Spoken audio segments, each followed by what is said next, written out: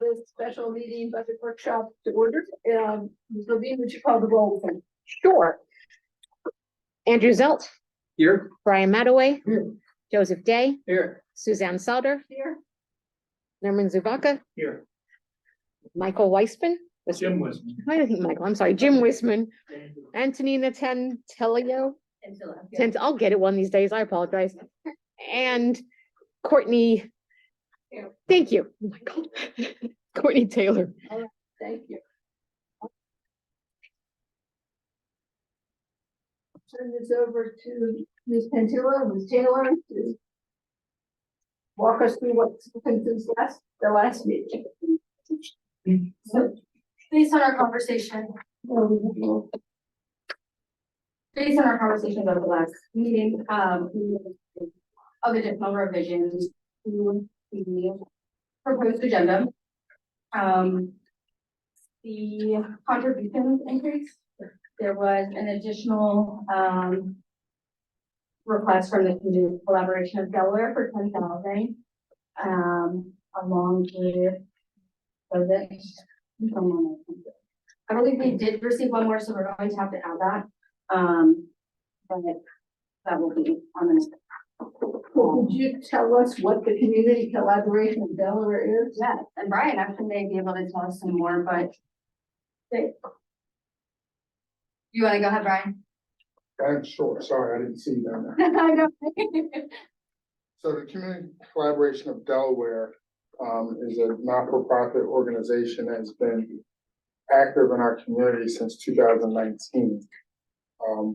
They were previously unaware of opportunities to solicit funds from the city in furtherance of their community building activities.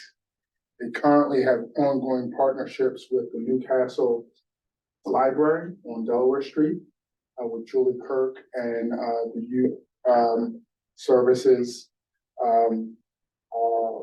librarian there, in which they work with families in the evenings on literacy and not only teaching the children, but teaching the parents. For several years, they've had a 5K in town, so the CCD 5K.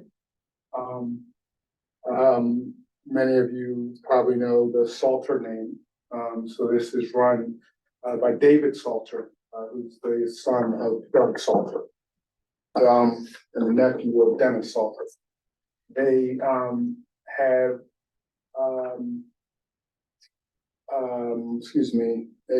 for transitional housing. So they have a transitional house on 7th Street that deals with people that are battling addiction issues. They currently now and have been partnering with the chief, I want to say the last weekly or the weekly prior to that. On the front page, it was the chief and the Kim. They went to give a presentation on the program that they work with. So that that program that the chief has come and talked about, it's an acronym, it's escaping me. I believe it's in their presentation. The core program, excuse me. So they basically have funded a professional position to work in tandem with our police department. But excuse me a moment. Now, we've got a grant to cover much of this, and I understand that they're paying for some of these services. Is this separate from that? You're talking about for everything that I just said, or? For the particularly the community services worker working with the police department. I don't totally know. I was kind of taken off guard, but asked to say something, but Sorry. it's fine. I think they have a presentation here. But did they get the form that we gave to the Yes. other agencies? And so that's part of this packet, their answers to those questions? Yes, it's in. Oh, okay. It's just. Okay, thank you. I didn't do that then. You just request so many different things.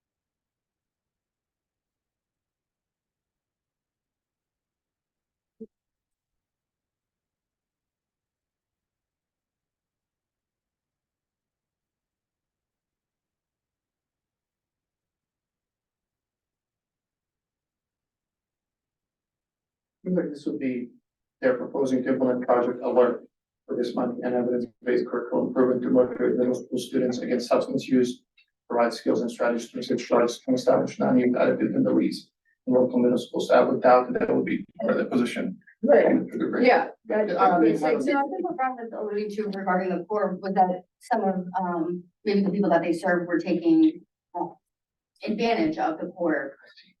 I see. Yeah, I was speaking to like what they've already kind of been doing or what they've been doing. What they asked would be towards. Yeah, The 10,000 would go towards this Project Alert, because that's what we ask of our other agencies, what specifically would you do with this money if it's granted to you? Right.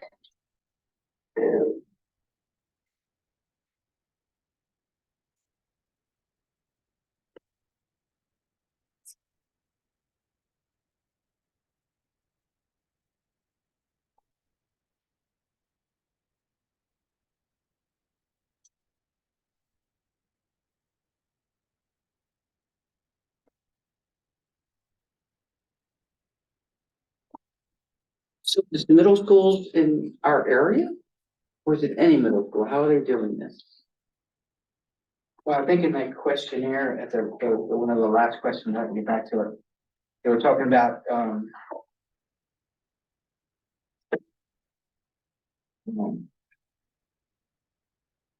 they were talking about city residents in one of the questions, so. And they mentioned Colonial School District. Yeah, the last paragraph. Yeah. We plan to partner with the city police department and Colonial School District to provide this evidence-based prevention curriculum to middle school students from the Colonial School District that live within the city limits. CCD currently partners with the police, the school district, the library to provide other programs, etc. We don't have a middle school in our area, so I'm Well, assuming Colonial Bird Reed, yeah. there's just Colonial. so there's the Newcastle, what, middle elementary right here? On Delaware, Yeah. that's elementary. It's elementary, we're talking middle school. But our kids who live in Newcastle who are middle school age have to go to school somewhere. Yeah. And the particular school may not be in the city limits, but the residents, people who live here, those children go to Yeah, it's that. not city limits per se, but it's right over across William Penn where the middle school, closest middle school is located, but it's students from my neighborhood would go there, most likely. As a choice. So if I'm correct, isn't George Reed our middle school? Yes, If we can maybe get that added to this? I think that's, It's part of Colonial School District. Right, but isn't there a couple middle schools? Or is there just one? I think I see what you're saying. Each one of the- Andrew. I like- see what you're saying. Yeah, I like to hit our community, so. That makes sense. I'll be surprised if George, they wouldn't be including George Reed, but yeah, you can ask for that, sure. I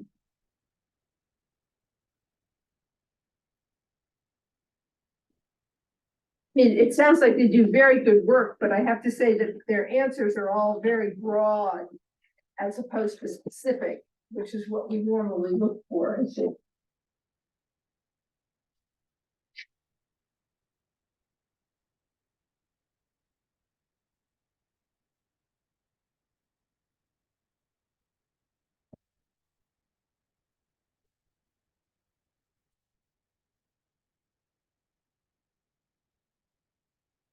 We have ability to reserve our judgment for the next meeting, just to read this material before then, because Yeah. I think that. Yeah, there's a lot here. Yeah, And I think Encore is also missing from here, right? yeah, that's other things.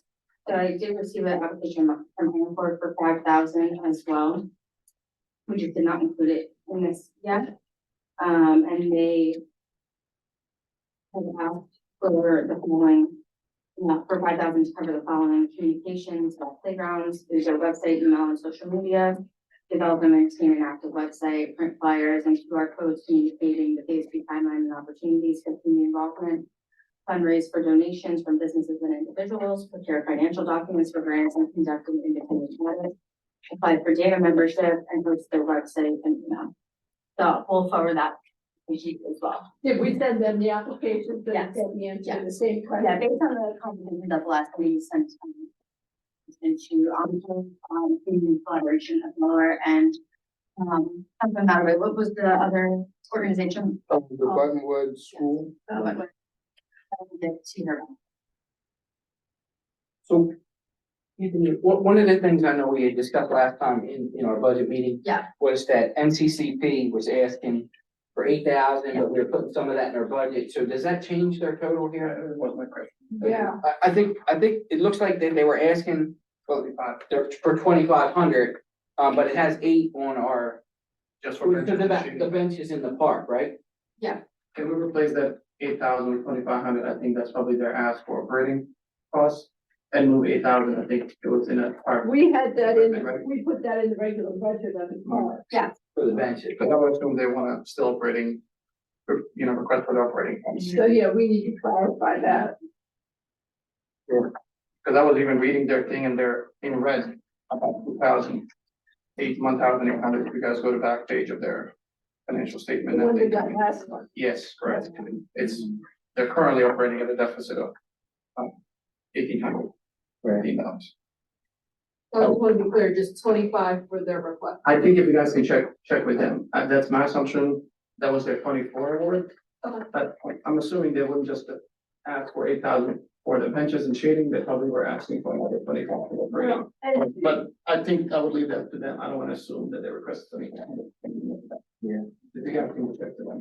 and I'm confused because the playground committee is also requesting money for benches and That shades. is it, that's true. Okay, why are we getting the same thing from multiple It's places? not, it's the same. That was our. Why, if that was the 8,000 that we put. That one, yeah. So yes, we put 8,000 in based on the NCCP application. Because they said they would like up to 8,000 to match the playground committee. And their other grants that they were pursuing elsewhere. It was, He said, why would we give another organization funding, when it's a city project, to basically pay through our city project, when we can just do it ourselves, put it under parks and assist the playground committee in that. Yeah.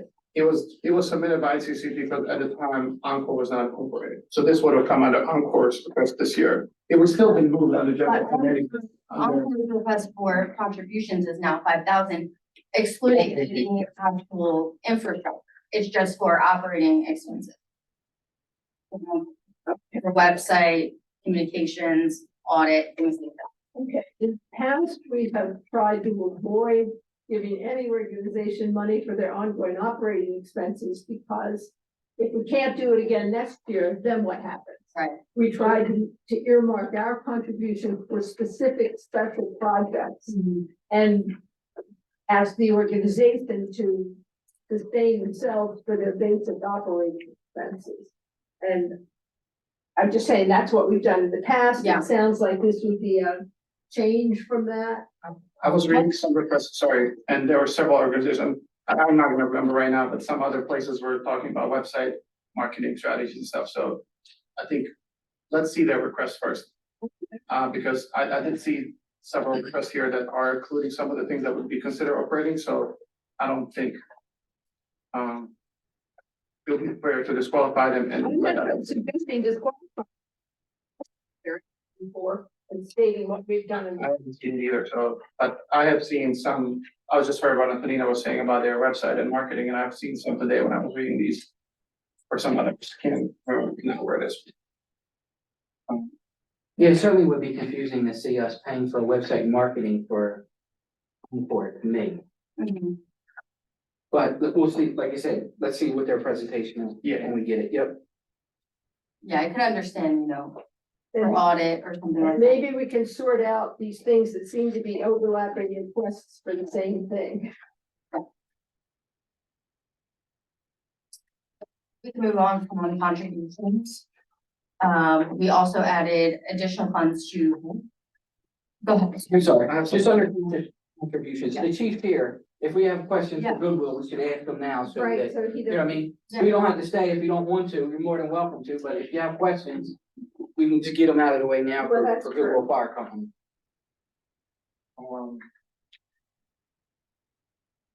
Can I start with Google? I have no trouble, thank you for being here, so we can address the question. I was about to email you later. I haven't seen in the mention of the grant received from last year, where the match, there was 60-something thousand for, what was that? Special reading. I didn't see that listed under the budget because it wasn't listed as. That came out of, ARPA funds Mhm. from last year. Yep. So I didn't want to include it in this because I didn't want to skew looking at one versus the other, because I know they come out of different categories. So, but yeah, that was included in last year. And it was like a one-time thing too, because we had the ARPA money. Correct. And they needed the equipment, and that's not, that equipment will last some years. right? 15 years at the lifespan of. So it's not like it's a repetitive, ongoing routine budget That expense. was the only question I had. Or, good one. Thank you. Yeah, once they expire, you're done, you can't use them and so.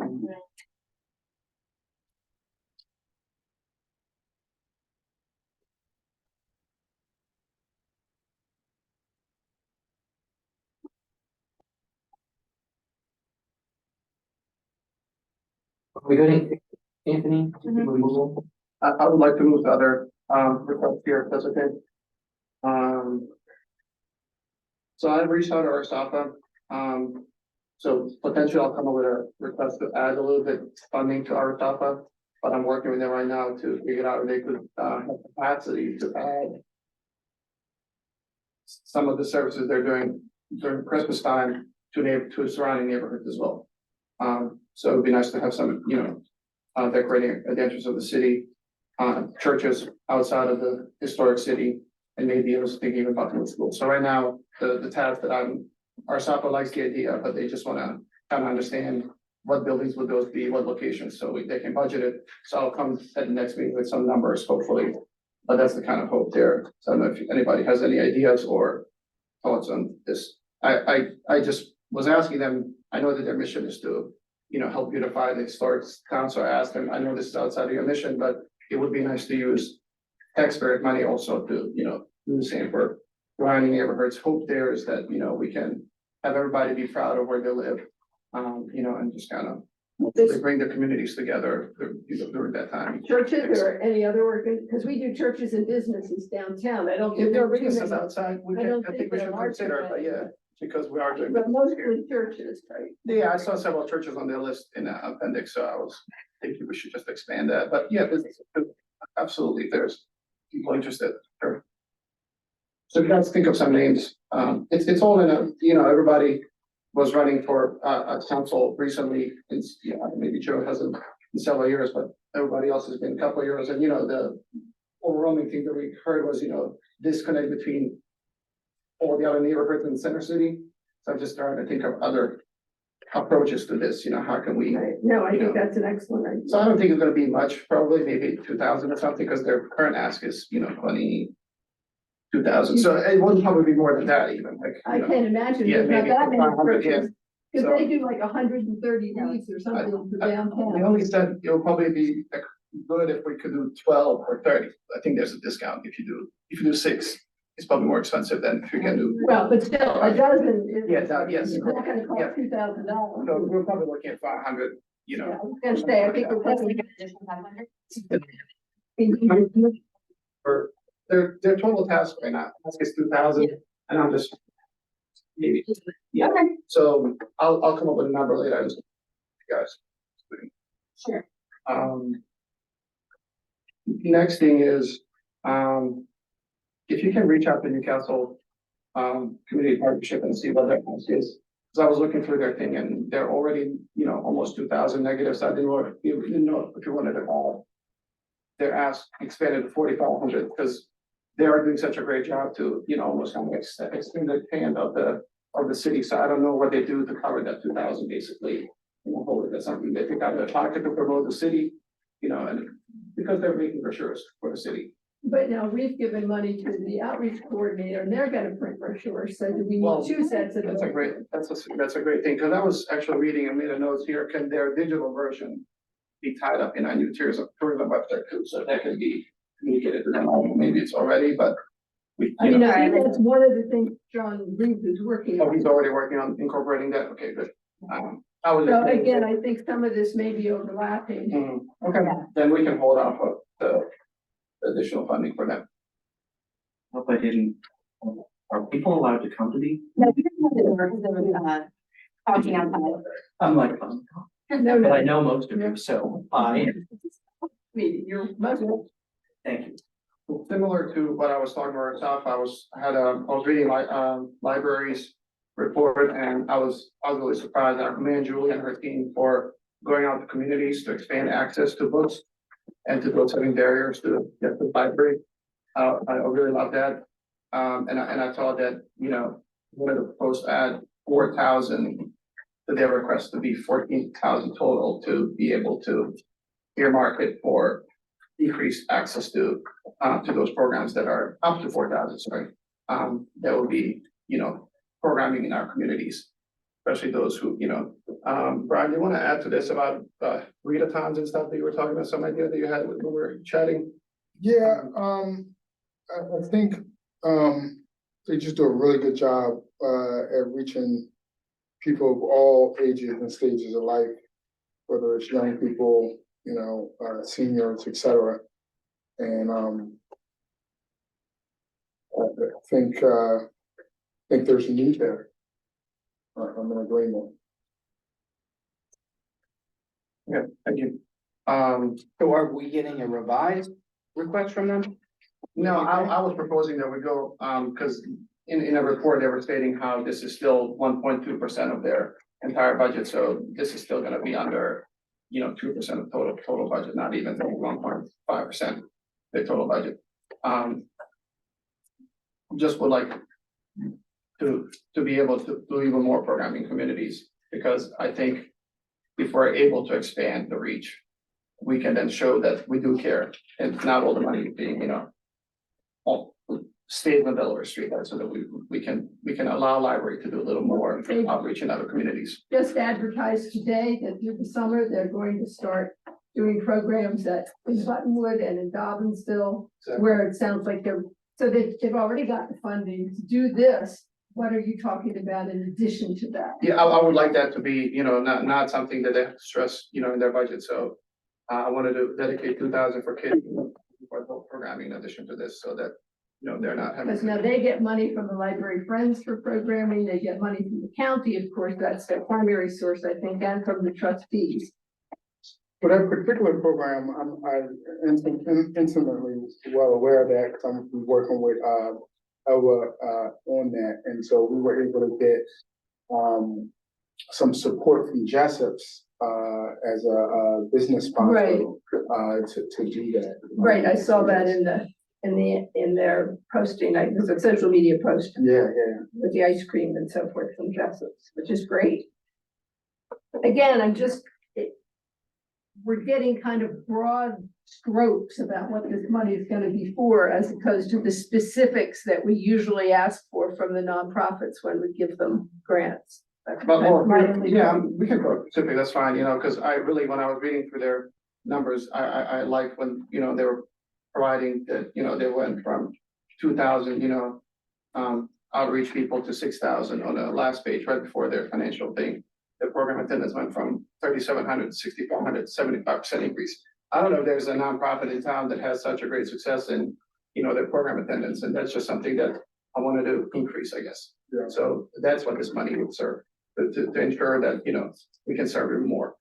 I don't know if there's any nonprofit, if we were to say the 50,000 to Goodwill, and we said we wanted to increase it, just hypothetical, but they will reject that money for additional program perhaps. And they can still reject this, but just, that's my thought. I thought this is somewhere that we can invest, so that we have communities that are seeing that we're investing in them, you know, in addition to what's already being And done. I'm not opposed to what you're saying, but what they've asked for is for 1,800 for library materials, 4,500 for program and program supplies, and 3,700 for office and library processing supplies. And like I said, I'm not opposed to it, but somewhere we have to have in here that says, this is what the money is earmarked for. So that at this time next year, they could say, hey, this is what we did with the 4,000 and now we had How outreach many to the other people, communities. how many? That's people all I was saying. They serve. Yeah, I'm not opposed to it at all. I just want to make sure that, I mean, somewhere along the line, we say, this is what we want this money to be used for. And that's where I think the community collaboration in Delaware is not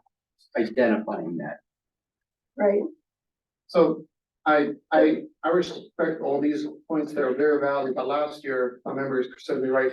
We expanded 5,000 to every single one of the nonprofit asks without even asking for any specifics. No, It was across the board. We approved this. no, We gave everyone what they had, we gave them additional. right, everybody else just got what they asked for.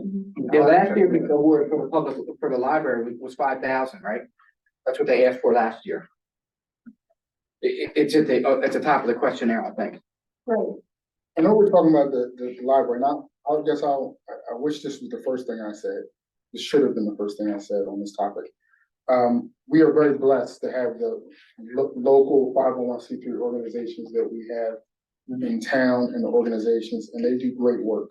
And I do not know where we would be, as a city or residents without the great work that they do. They all are very special, in their own individual ways. Since we're talking about the library, the fact that the library is self-funded, right? They don't get much support, from, outside of the city and outside their separate funding is, again, unique and special.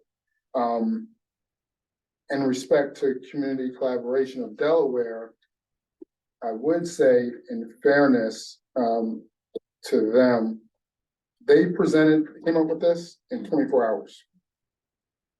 They, again, like I said, they were previously unaware. They've been in our city since 2019, doing great work. We all see them, and they turned around this in 24 hours. So I'll just say that.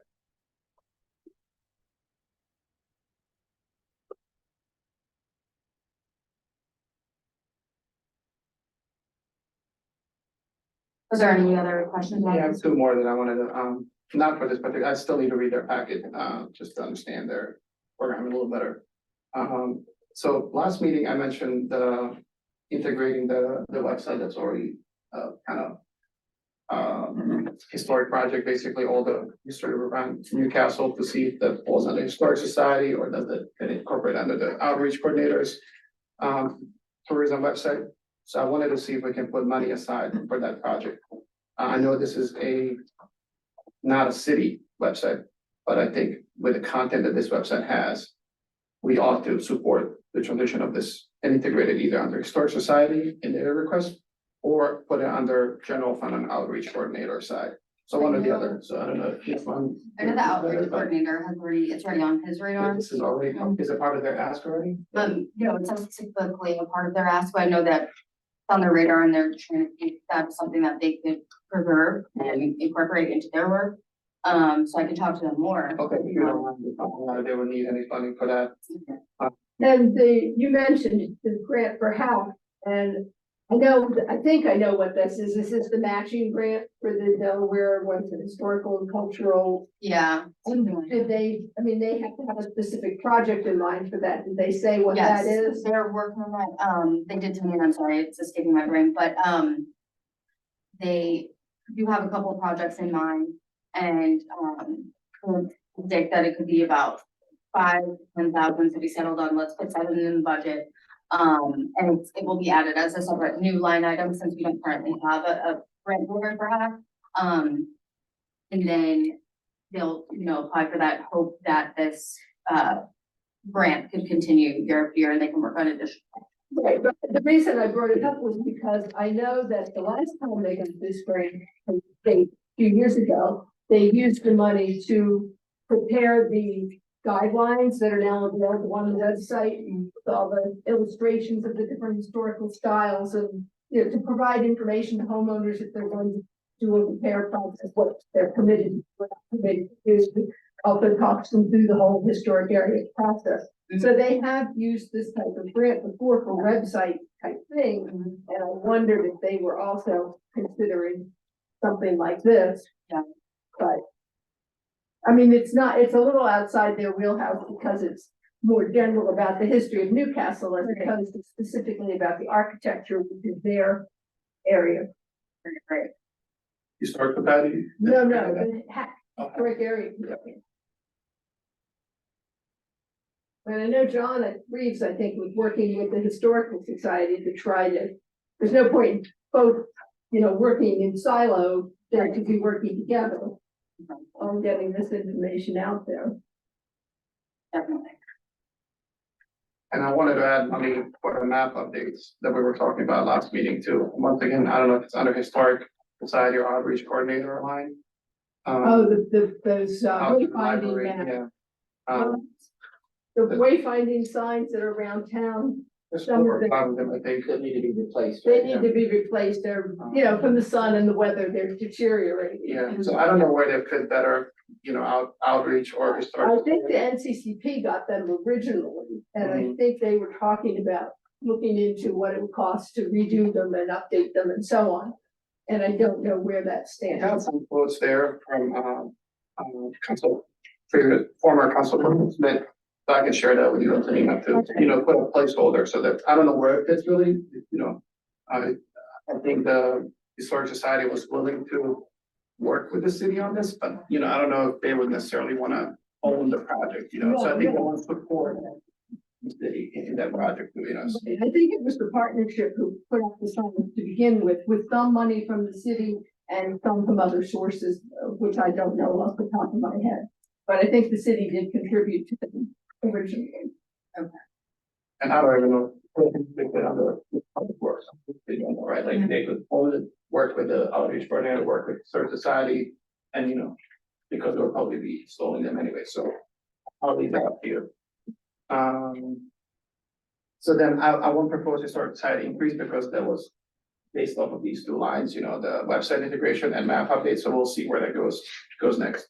From reading Historic Society report, and could we add the public restroom sign in the city? This is not budget necessarily, because we can probably change those, but can we have 2 arrows as you go up and down Delaware Street to go towards there as well? Because they have restrooms as well, and one towards the battery park, or would that be inappropriate? I don't know that the Historical Society considers their restrooms to be public. But they spend a whole paragraph talking about that as a, you know, in their current service. Okay, I did. So that's Yeah, kind that's, of I where don't I'm. see that.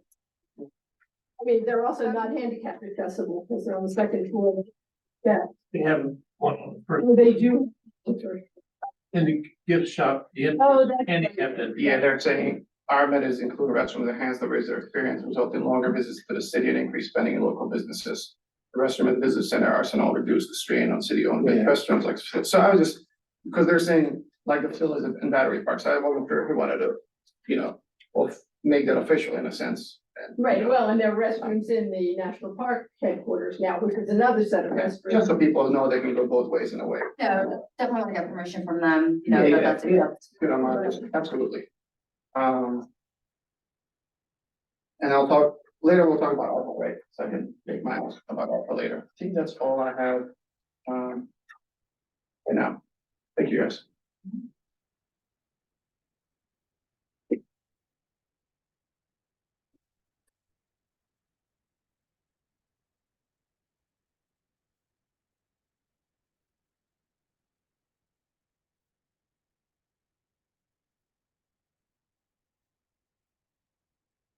I did reach out to the planning commission. About any additional funding they would need for training, and they're gonna look into that. They can, That's great. up to you, posted on that. The mayor requested that we, keep the outreach coordinator in here. We had that in here last time, but I just wanted to, yeah, that we need. And.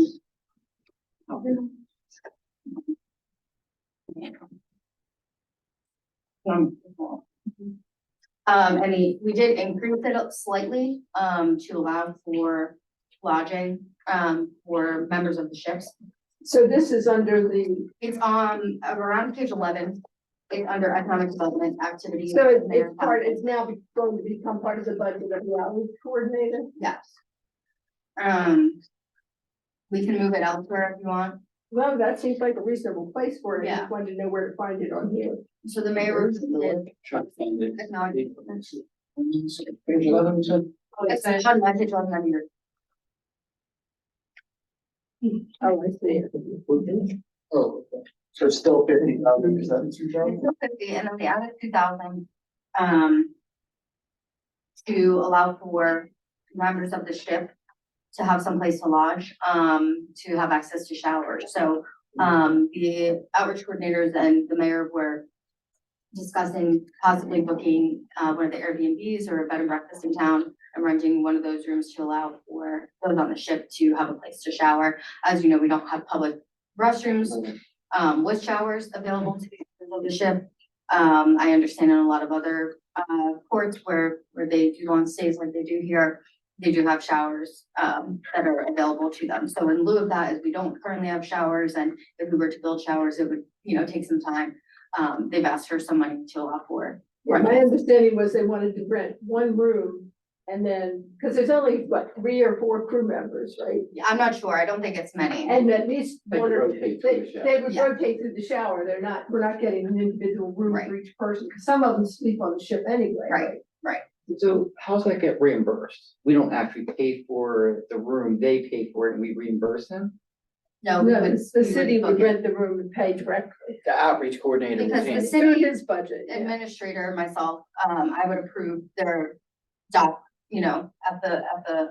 I'm just looking for liability reasons. Wouldn't it be better to have them book it and reimburse them since they would be then responsible if something goes wrong with the room? Yeah, I mean, I don't see that it matters, right? I mean, like in a sense, like for us, right? Mhm. Like, is there a pro of us doing it? Like, do we have any control? I mean, yeah, I like your tool, like, I don't have the liability on the ship's booking and taking care of it and then we can reimburse them for it. I guess, I'm guessing it's convenient for them if we do it. Is that correct? So they're not having to do it, while they already know the dates, basically. There's already dates when they're gonna be in Newcastle. So I was doing this calculation to figure out, they would be up to 2,000. I think the rate was 130 for Terry House. So like, that's where the 2,000 I think comes from. We had this little email chain, so instead of investing all this money for restaurants, for example, that was a little better compromise, I think. But the date's already known, so they could theoretically book it right now, right? Yeah, Because we you can work know out the ahead of time, logistics so- once, Um, we decide we're even gonna do this or not. I mean, if Andrew's concerned about liability, if they were to trash the room, which I Right. seriously doubt, but maybe we just have a contract with the Calmar Nickel, that any room damage is their responsibility. That would be great if we had something in place to Yeah. protect us. I think it's probably helpful if we book it, I would assume, but. And I think it I'm just checking. simplifies the payment process too, Yeah. rather than reimbursing individuals. Can I add something to this line? Sure. While we're at it, so I'm talking right now, literally I emailed today the John Reeves. And I included mayor in there because I wanted to continue talking about the study, qualitative study that we've been talking about in the city council meeting. I just wanted to put a placeholder for that in this line item. I don't know how much it's gonna cost, so I think right now I'm working out with Mr. Reeves to figure out how much would either be hiring somebody to do this or, cost. What sort of a study are we talking about? Yes, we're talking about a study that will talk about what they presented to us at a meeting, who's coming to our town Oh, currently. right. Like demographics of people, age groups, where they're coming from, what reasons why they're coming for the visit. So you can kind of monetize that, right, So information, you- because it'll tell you how many dollars do these people bring, because it will tell you they stayed here 3 nights, they just stayed for the day, they came with a family, things like that. So I'll share the PDF of the report that I saw State Tourism Office do. That's kind of the vision I have for us to do, to know at our city who's, kind of who are the visitors coming in, how long are they staying, what's the purpose of the visit, stuff like that. So I think Mr. Reeves was talking about in the last council meeting about there's different ways of doing this, so Mhm. I just wanted to kind of put that in here so we're not, able to do it, otherwise. So I don't know what that's gonna be, but that's basically, where I'm gonna send an email to you, Antonina, so that if you guys see this next meeting that we have increase, that's probably gonna be the reason why. Okay, yeah, please. Just a heads up.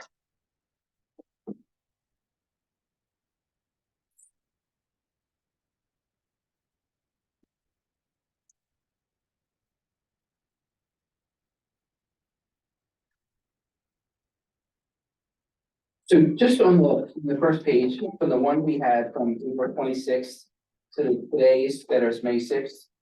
Just a small discrepancy. It looks like our April 26th, our health, life and dental expense on the first page. That the actual was actually 206,000 And it looks like the newest one that we got is actually less than that. So I wasn't sure if there was a problem or something happened and it was a mistake and then we corrected it.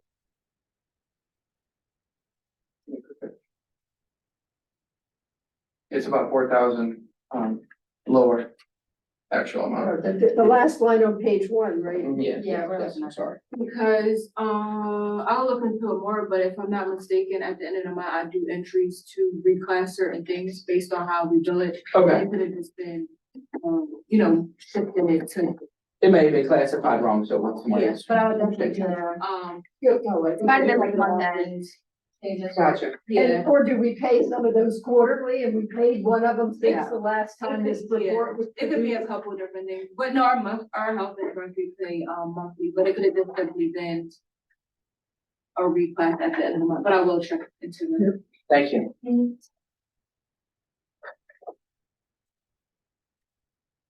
Well, I'll hit an item on page 9, the dog park. That we are talking about, we're gonna add 60,000 to the 20 already allocated. I didn't add it because if that was the actual number that you wanted.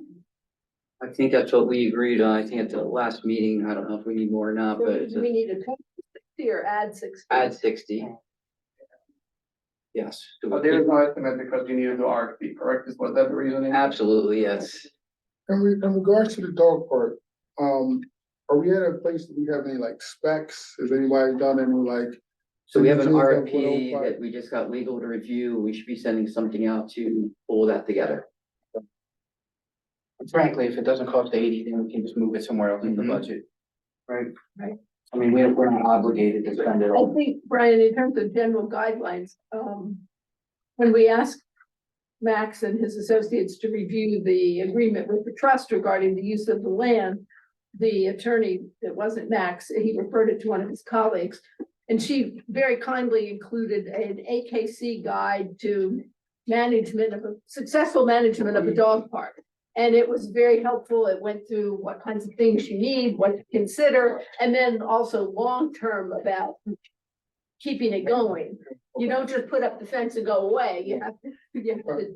So we'll have multiple RFPs. The first one is pretty much to get the design and things put together. And then from there, we'll have to go out for clearing of the area and then implementation. So there'll be at least 2 other RFPs that will have to be pulled together.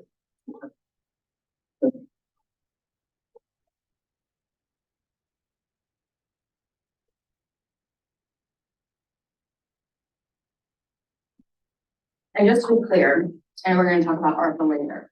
Do you want these funds, everything is in the general fund, but do you wanna make a specific ARPA designation for the dog park of the 60, or you want 60 out of the general fund as a whole?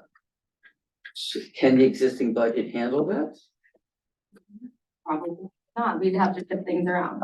Right, I mean, we've been talking tonight, oh, we wanna add this and we wanna add the other thing, and they're all very worthy things, Right. but there's probably not enough income to cover all things. In addition, remember, there's a big portion of the budget fund.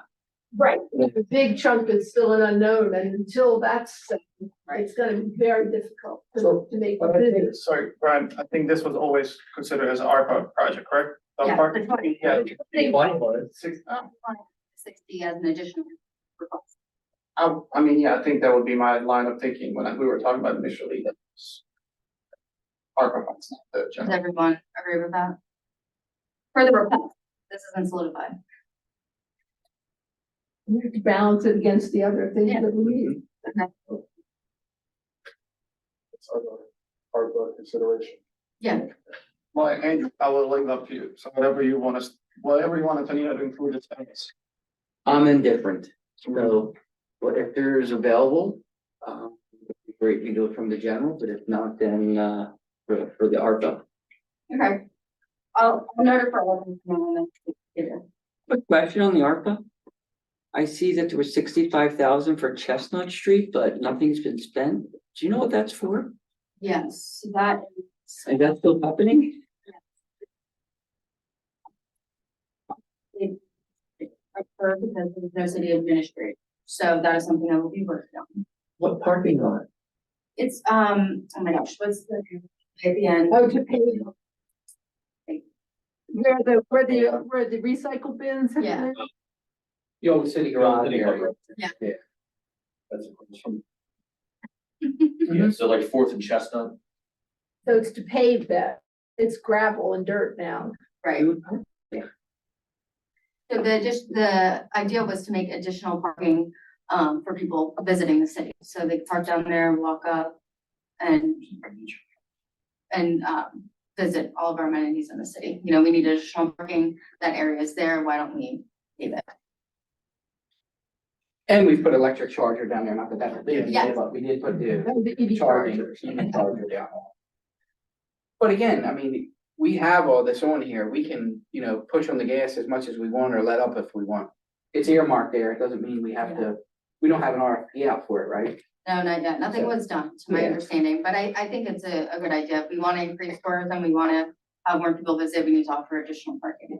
But we Would need to- people park that far out to get in? I don't think it's you know? that far, I think it, There was a major discussion when the Third Street parking area was proposed. Why can't we Really? just pave the Chestnut Street and let people, most people, they're coming to Newcastle to walk around town. They walk 3 more blocks from oh, no, people couldn't possibly walk that far is what we were told. So I don't know how many people would use it, to be honest. I think if a lot is full and they can't find other parking, then. I think it is nice, but I think we definitely need more parking. But if there's an ability to acquire land or to work in partnership with someone on closer parking, I would jump at that over Chestnut. Well, there's not a whole lot of vacant land in the Right. historic area. Either way, I think we should still leave the amount there, whether we decide to do it at. Leave it in there. Are we jumping to Arbor now, or are we going? I wasn't intending to. Okay, let's go. Was the, well, just. I have a couple questions on the general, is that okay? Yeah. Okay, so, looking at appropriations, I'm just trying to understand for my edification. 2021, MSC approximately 661,000, 2022, 669,000, 2023, 669,600. One thing, Yeah, or appropriations, yeah, I was looking at You said appropriated, so I just. yeah, so I pulled the part of your fiscal year budgets and got them. Well, we have going back to 2020 on here, but what page are you talking about? I pulled it from. What was it?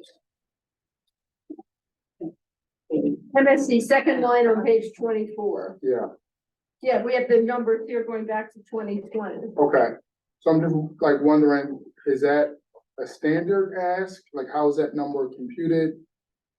Is it just a carry forward? It's an agreement between us and MSC. How sometimes the last payment comes in the next explainer. And so it's just sometimes the time issue, but it's and I believe it's an agreement that, It's a fixed agreement, yeah. yeah, And it's quarterly? yes. Okay, So if the final quarter comes in a little late, then it gets bumped into the next year and it makes one year look low and the next year look high. and- No, so what we'll show is on your June council report, it wouldn't reflect it, so you wouldn't see it until mid-year review. Right, Internally, we will backdate it for June, it's just that once June is passed, I can't give you that. right, you Yeah. can't change it, you can't go Right. back and correct, change For the, your report. change the closed year, Mhm. right? so with that, I understand it's an agreement, I'm wondering, is there an opportunity to renegotiate that agreement for additional monies? I realize you can't maybe come up with an answer here, but I'm just proposing it. You know, we're all talking about liabilities and can we fit it and can it work? How does that get set? I'm just asking, yeah. I don't remember. I'll have to look into that. I'm not sure how it was agreed upon or if it expires, but I'll look into that. I'm sure it's gonna be some kind of contract, understanding. Right. I think. And there might be an expiration or may not, I don't know. And it may even be part of their charter, which had to go through the legislature, so I don't think it's something that we can just change. Yeah, because to raise their rates, they're going. They have to go with through the service commission. PUC and all that, so. All right, attended a few of the visioning sessions as to a bikeable city. And wondering if we could possibly add in a line item for, say, $1,000 for additional bike racks throughout the city. Is that enough? I don't know. Yeah. I'm just thinking, I just wanted to acknowledge, what people are working on. Talking about in other neighborhoods as well? Well, Yeah, I think we'd like to start downtown though, right? well, well, Go ahead. the discussion I've heard is we have those bike racks downtown between New Orleans and the Terry House. Mhm. And they were put in, what, 4 or 5 years ago? Something like that, 3 to 5 years. I don't know how much they cost. And I don't know who paid for them. I think the partnership was involved. There may have been some grant money from somewhere involved. There's a bunch of issues with putting bike racks in the historic district. The Historic Area Commission has gotten involved. They think bike racks are not appropriate on the streetscape. And the other issue is that people who, like the owners of Zolli's have said, why aren't there bike racks up near us? Because people don't want to park their bikes 4 blocks away and walk up. And there's not a whole lot of vacant land. You can't just put them on the sidewalks because the sidewalks aren't wide enough to accommodate parked bikes and people walking. Someone suggested potentially the lawn in front of the library. That would be a good And if you spot. put some there, then it would serve the library patrons as well as the Zolli's customers, and the post office is close to that. The trust owns that, so it gets into negotiations Yeah. with the trust. But it would seem to me that that's a reasonable place to consider putting some. There are multiple layers of issues to deal with to make it happen. yeah, I agree, and I certainly will defer to the experts, the bikers, and the visioning people on location. I just wanted to bring forward, an initiative that we all are aware of that's going on, and provide a space for it to be acknowledged in the budget. Or could we talk to the library up there, But the library can't do it. The trust owns that land. And so if it's going to be on that land, the trust has to give permission. The library doesn't own its own building, the trust owns it. So we'd have to work with them, get their permission, figure out. I mean, if we went with the same design as the ones we have down next to New Orleans, between New Orleans and the Terry House, that would seem to me it should pass muster with the Historic Area Commission, because they've already got the same thing elsewhere. It would be a matter of the money and getting permission from the trust to put them on their land. How many are on the pier there? Does anybody know approximately? Sorry? The only rack on the pier is for the rental bikes. There's Maybe no, that's another location to think about. that's too. another potential. Because we have a lot of people come from Wilmington and, Delaware City here biking. Right, And, right. That's another potential place for some bike racks, yeah, but I don't think it's gonna be feasible to just scatter them around town. Well, first of all, people don't want them in front of their houses necessarily. We want them in front of the businesses, maybe near the courthouse. So it's a matter of finding appropriate places and funding and so on. Pier could be one, if you're coming to explore, right? So like it's very simple, people coming on a bike will be okay walking, a block or two somewhere. Right, So it's not in front of anybody's house in historic city, but but the people who Yeah. City, for example, and come down along the river, they're only a block from the existing ones by New Orleans, so that's not too bad. They can, and there's a bike, tool station there. Mhm. So, I would assume we will probably go like everywhere you go now has a tool. right, but in other words, So that's already an established location, there's a sign for it and so forth in terms of people coming in from that side of town. Yeah. I think maybe we have to do it one step at a time, and perhaps the next step is by the library. Well, perhaps if you can reach out to, experts to see if they have any locations they recommend anyways, and if it's already part of the MAPCO's, like, There's so we can target there's the those. bike council grant that totally comes around in August. I can see if maybe we can get some funding for that as well. So we can certainly try and put some funds in the budget, but I'll also look into the bike council grant. Thank you. Well, I also think this is one of them things where we go back to the economic development director, whatever the title is at this point, and say, hey, there's a lot on this plate, Mhm. but if we're funding it for another year, can you take a look at this and come back with some Right. proposed projects? Yeah. Based on resident input, based on the bikers' input, and Exactly. how much it's gonna cost, what the design's gonna look like with hack, and put a program together, even if, we always do a mid-year budget review. We can look and see it mid-year, if we can allocate that money then. Right, And I'm not saying we can't do anything now, but Right. it sounds like we need a holistic approach to some of this. yeah, I agree. I will just give my experience on this. I was biking to the last council's budget meeting a couple weeks ago, and first meeting was at City Hall, so there was nowhere to park. I ended up bringing the bike in a hall because it was after hours. That wouldn't happen normally, so you can't really easily get there. And the other one was here. I had to tie it up to the fence here in front of the police station. I was like, maybe they, take my bike away, give me a ticket, right? So even just like city buildings like this, you can't even park it anywhere. So And like this from one- experience there. If you Putting wanna right go do any business with here the city. would be much simpler because you don't have the historic area issues. So there are some maybe easier projects than the others, right? So like Right. putting one next to here, if you come, I don't know how many people come on a bike here, first of all, Well, but that'd be it doesn't something make to it ask easier, them, yeah. So yeah, that's just my view on it. To somewhat dovetailing into that, there was references to, branding with this wayside signs, but then also some of the newer branding with the city signs. I think there was mentioned that in our last meeting, that I guess people would like to consider that, or like, at least maybe have it on an agenda, I don't know, maybe that's a ARPA thing, right? But I believe, the partnership and or maybe prior council had some role. Well, I mean, we have new signs at the entrance to the city Mhm. on Delaware Street, and I'm not sure if anywhere else.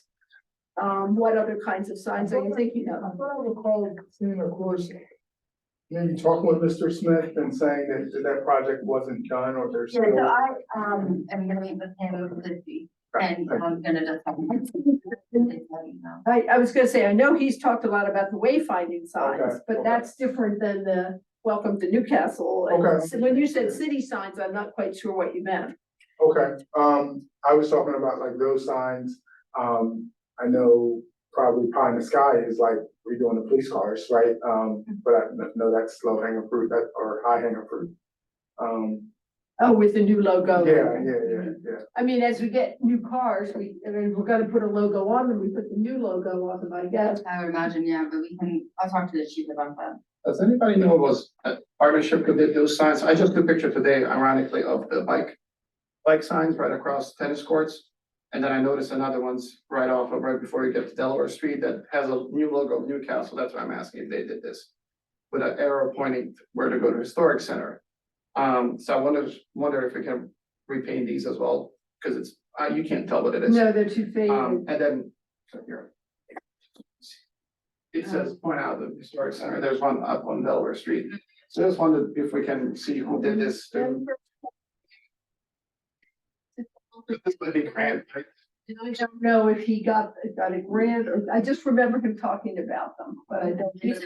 Yeah, and the other question there is like, if we can repaint the, crosswalks, because if they're shaded, it's public safety, so people, not seeing the crosswalks.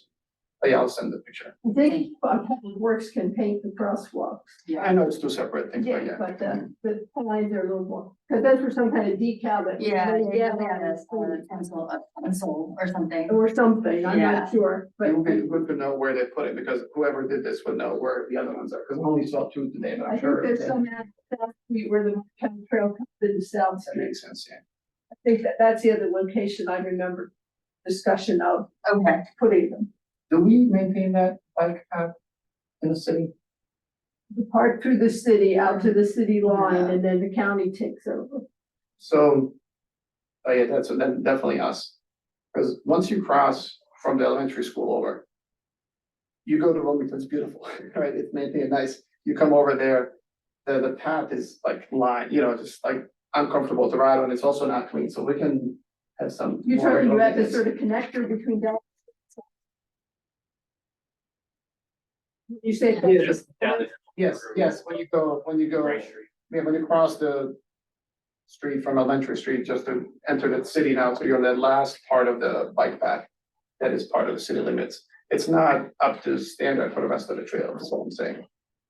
So, I don't know if there's a grant available. I don't think that's come from general fund. I think we probably get state funding for that. I'm sure there's Yeah, I'll take a look. grants, yeah. Can I throw something out? The wayside signs and the bike signs the partnership helped in all of that with a matching goal. Okay, do you know who paid the other, part? We gave the city, The city, okay. so we gave money and the city matched it. I knew there was some combo. And those bike racks over between, Norley's and the Terry House have been there. I've been in town since 2012, and they've been there since Hmm, 2012, so I think. they've so been longer like than I thought. 15 to 20 years, yeah. Thank you. In respect to the potential proposed budget, there are only two other quick things that I did want to mention. Cost $350 to potentially sponsor the Little League team at the Newcastle Little League that's in our city. I think it would be cool, and I think it's a worthy thing to support. It also would be a way of us marketing ourselves. And then also in respect to marketing, branding, this is a little different, but I think our city's different. We have natural resources by the buildings and everything we have here that makes us special. But one of the things that makes us special is our name. And we are not taking advantage of our name through marketing, and there's an opportunity for it that can potentially create some revenue. So, for example, holiday ornaments, t-shirts, hats, flags, doormats, things like that. Like people, if we live in a tourist town and we just opened a federal park, people are looking for those things. And if we don't do it, somebody else will. I'll just say that. Well, I think the mayor and Mr. Zelt are looking into control of our branding assets, the logo and the flag. And at this point, there's none. And so the question becomes, what controls do we want? How do we put them in place? How do we enforce them? Like a trademark almost. Copyright or trademark and I don't know where that stands, because I know there's a lot of other things going on, but. I have not started it, but I'll be working with Mary Leary to Yeah, work that so out. we have sort of started on that, Okay. trying to get a handle on what we can do Yeah. with that. Tremendous opportunity there. Yeah. Can I ask about the first proposal you made, Brian? I'm full support about Little League sponsorship, but we also several months ago had a proposal from a local high school, I think William Penn, to sponsor the team as well, right? Didn't we get a little logo? Did we vote for something? We did, it was a did. few $100s Yeah. to, I don't know, be one of the logos on the backs of their shirts or Okay. something. I just So, wanted to see if we can make a line at the $350 or whatever we paid for the other thing, just so it's a recurring line every year for these, I don't know, maybe it's 1,000 or something that we are put towards promoting the city and, you know, the sports team. that you- I don't know that you couldn't just put all that stuff under the advertising line, right? Perhaps, yeah, but just to include it so we're not, you know, not having money in the bucket, yeah. So, because I don't know if the other line was ever added for this budget, is. I think we just did it Yeah, it was because one- we didn't have an existing. Yeah. Yeah, it wasn't that much, and we had money in something that seemed. Just make sure that that three in that is. Okay. Make sure it's somewhere. It's really small amount, I understand that, but just so we're budgeting for it is what I'm saying. Perhaps it's already part somewhere, but you know. that's See that as well. Yeah. And again, for this coming, Yeah, just not have the budget going forward. Got And perhaps, some of what Andrew and the mayor is working on, could be deemed marketing, advertising as well. Branding, et cetera. on the William Penn, were you guys trying to do the same size? Cause remember it was different categories. Did we end up doing side of the shirt? So I don't know if that was an annualized event or a one-time I event. don't know either. Um, The best person to ask that would be the mayor, because she's the one who had the contact at the Yeah, school. yeah. And find, there were different size logos, some of them were already taken. So we took, you know, I think we voted, well, this would be our first choice, but if it's no longer available, we'll take this, and I think we got our second choice, but I'm not sure. I think it's annual, but yeah, I don't know. Oh, yeah, it would be good to check, but yeah.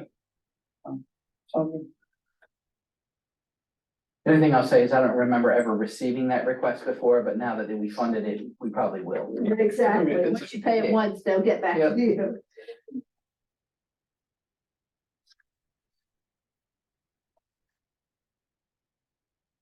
Yeah, they'll reach out back to. You got one? Did you have any other points? No, to the administrator. Okay. I just had a couple other items where we just tweaked a little bit based on the conversation last time. Yeah. The building heat and electric, we just. Oh, okay, my fingers aren't even lining up. Great.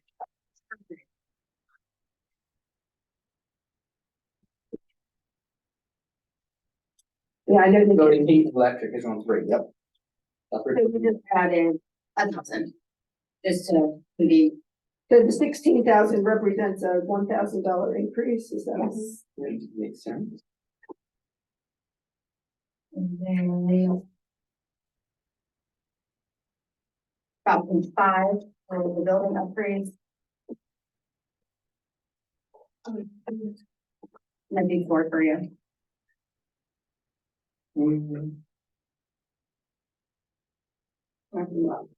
Capital outlays. But that's equipment vehicles. So page 4, third line from the bottom. Yep. Yeah, capital outlays, equipment and vehicles. It's that 10,000 based on a preliminary quote.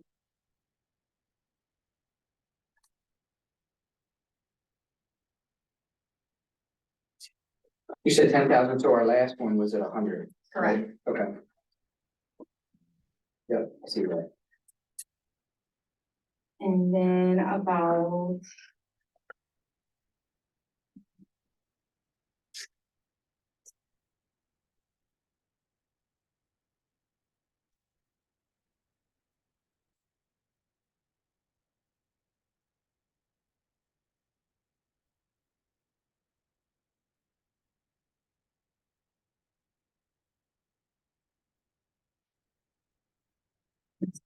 Dog park.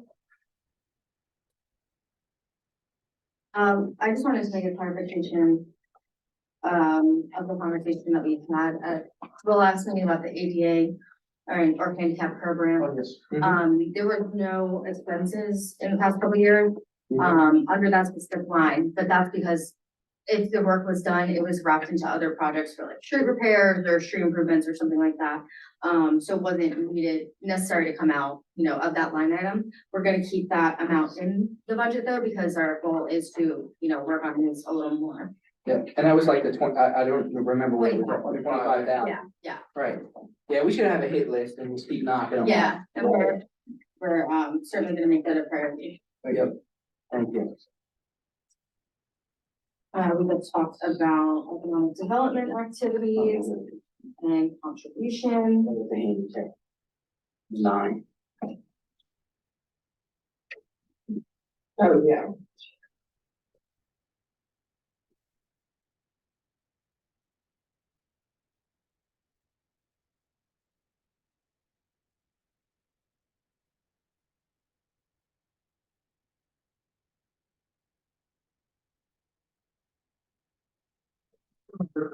Twenty twenty-four for, mayor and council.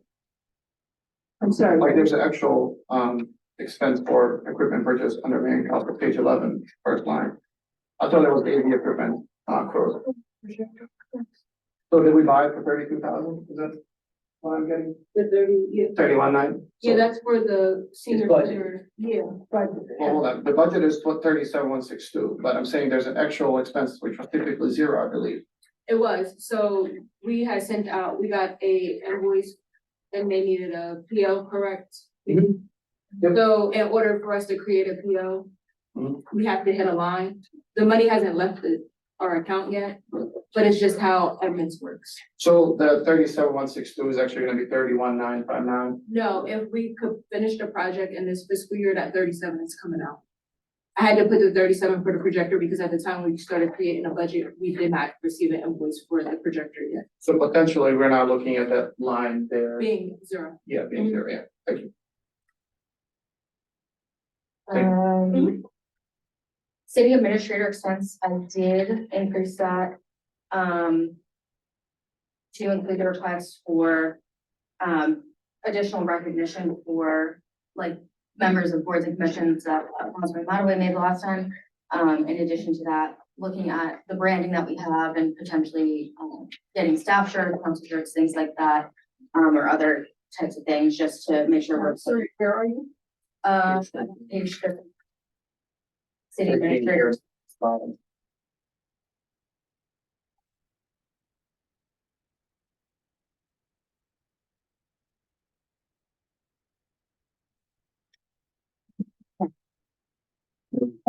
I see, yes. And then the line right below that was for computer hardware and IT services. We did increase that by 20 to look into additional cybersecurity measures, and, like two-factor authentication that Councilman did last time, last meeting, and other cloud services and things we can do to increase. Thank you.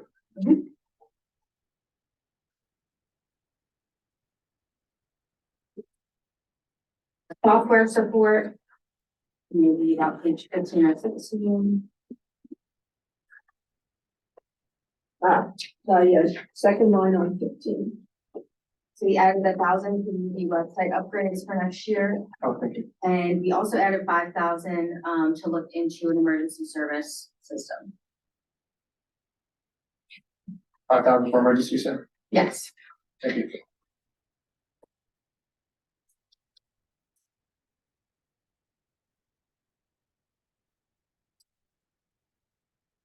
We talked about that contractual services question of 6,000.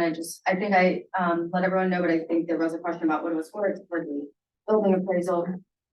Yes, we did. Yep.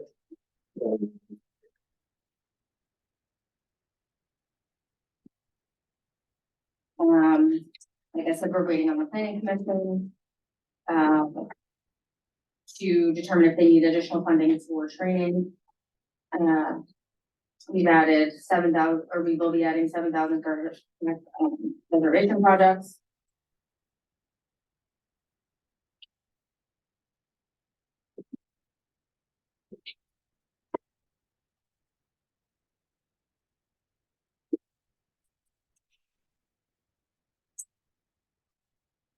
We increased, we're on the revenue side.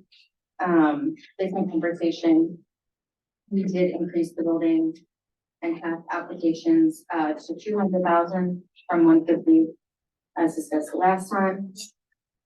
And property tax transfers, we did increase that from 300 to 350. So it's discussed. The only comment there is, I can, didn't bring my, did open my notes right now, is, I wonder if we were saying, we'll go 50,000 increase in property tax, does anybody have notes right now? I'm pretty sure I was once suggesting 350, but I just wonder if somebody was pushing it, let's go 50, because that's what we did in prior years. I'm okay either Sorry. way, So for property tax, property tax transfers, yeah. Does anybody have notes? Additional 350. Yeah, it wasn't, I thought you meant additional 50. No, it was So, budgeted 250, so I wasn't sure if we settled to go to 300 only to get the pace that we have done. our proposed last time we did this was 300, right? Yeah, yeah. And but we pushed to go to 350. Oh, we did. We did, yeah. We considered 400. The other one, like she said, is 150 to 200,000 with voting. Okay, sure. Yeah, I knew it was something. Yeah, it was 400, then there was. So, thank you guys.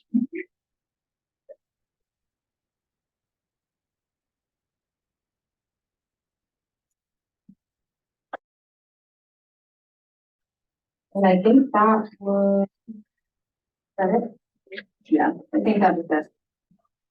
Anthony, I apologize, there was one other item that, that I wanted to noodle on. I would like to see, again, to realize there might be contracts or negotiations. But the fact that, like, our city is used for, Separation Day or Rivertown Ride, and it's a net neutral event for our city. It's something I think we need to try to get out of. I understand they come in, they pay the police, or whatever like that, but I think it would be nice to get to a place to where city and the residents do benefit in some way. Either financially or maybe these outside organizations or companies make a contribution to a local 501c3. But, everybody's making money except us. Well, but who's making the money on, say, Separation Day? Third-party vendors. We're not doing it for charity. No, you mean the event allies who manage it for us? Correct. Right, yeah, they're making money, and the people who, the vendors who sell things in the park, but they pay a fee to be part of that. And that helps contribute to the whole cost of running Separation Day. Right. But a large chunk of that comes from a state grant, Correct. Right, like a $25,000 or $30,000 state grant. At least. yeah, and that covers I think the most of that goes for the fireworks, because that's the single largest expense. Is the fireworks, which, I mean, it's intangible, but the people in town enjoy the fireworks immensely, so in that sense, the town does benefit. I don't know how we could, Well, it's our event.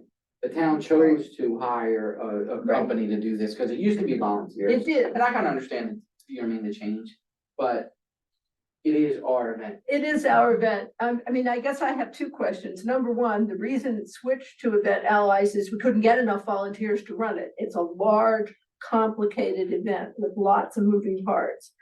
And as I've been told, they just didn't have the volunteers to do it. And the second thing I wonder is, they get significant contributions from corporations, including the refinery in Delaware City and some banks and so forth.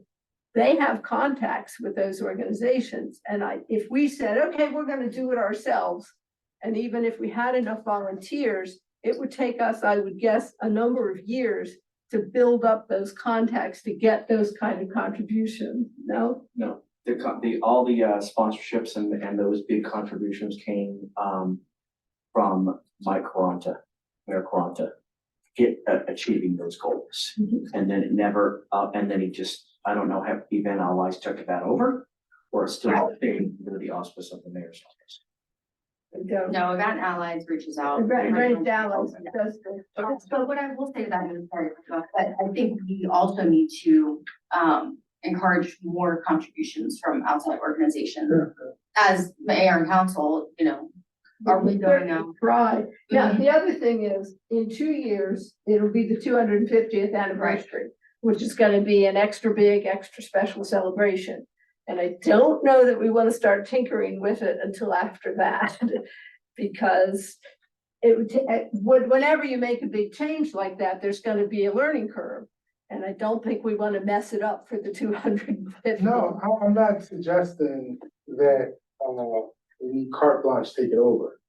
What I am suggesting is that we, have a end result that is, most beneficial to the city and its residents. And I just wonder if the idea of having a third party run it, third party collecting all the fees and getting the net proceeds is in the most beneficial interest of the city and its residents. This is a simple question. So right now, I'm assuming it's a contract, right, that we sign with them, that they Yeah. pay us the expenses that the city incurs and the rest of them is their profit. It's like 60 No, something, right? they get a fixed fee, I think. I thought it was the other way around. I thought that we get the fixed fee to cover all the stuff that we need and then they take the rest. I don't think so. I haven't, I've been looking at the contract, but it's been a while and I don't remember the details. They got a fixed fee and proceeds. Yeah. But we can renegotiate some of that, right? Because I agree with Brian here, that actually this is opportunity to me. If we're having a big anniversary, we can probably go with more contributions coming, strategize about this and, but if we leave it as a current structure, that the agreement is going, we would just cover our cost and that'd be it. We wouldn't see that additional contribution go to the city.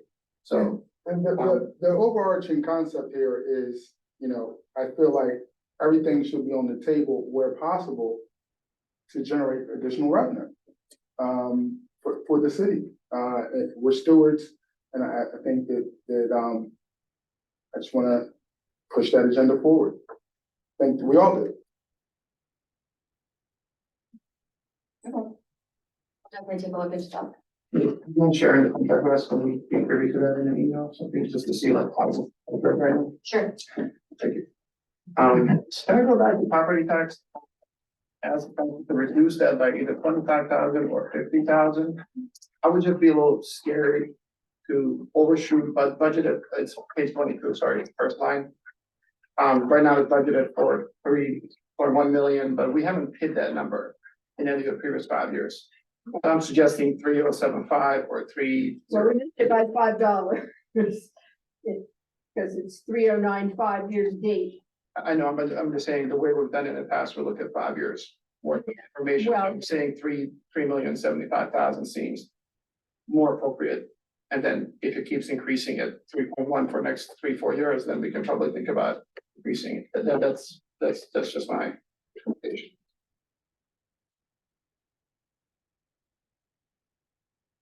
Because in a year prior, 2023, we will be undershooting our budget by 20,000.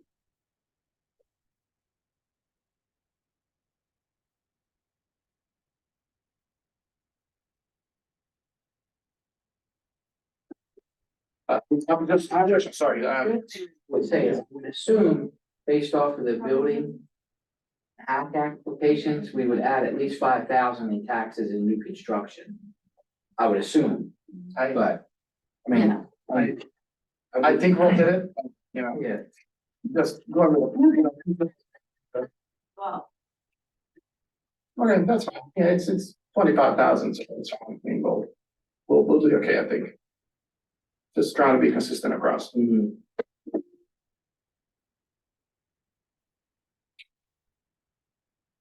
We can keep it at 3. Thank you, guys.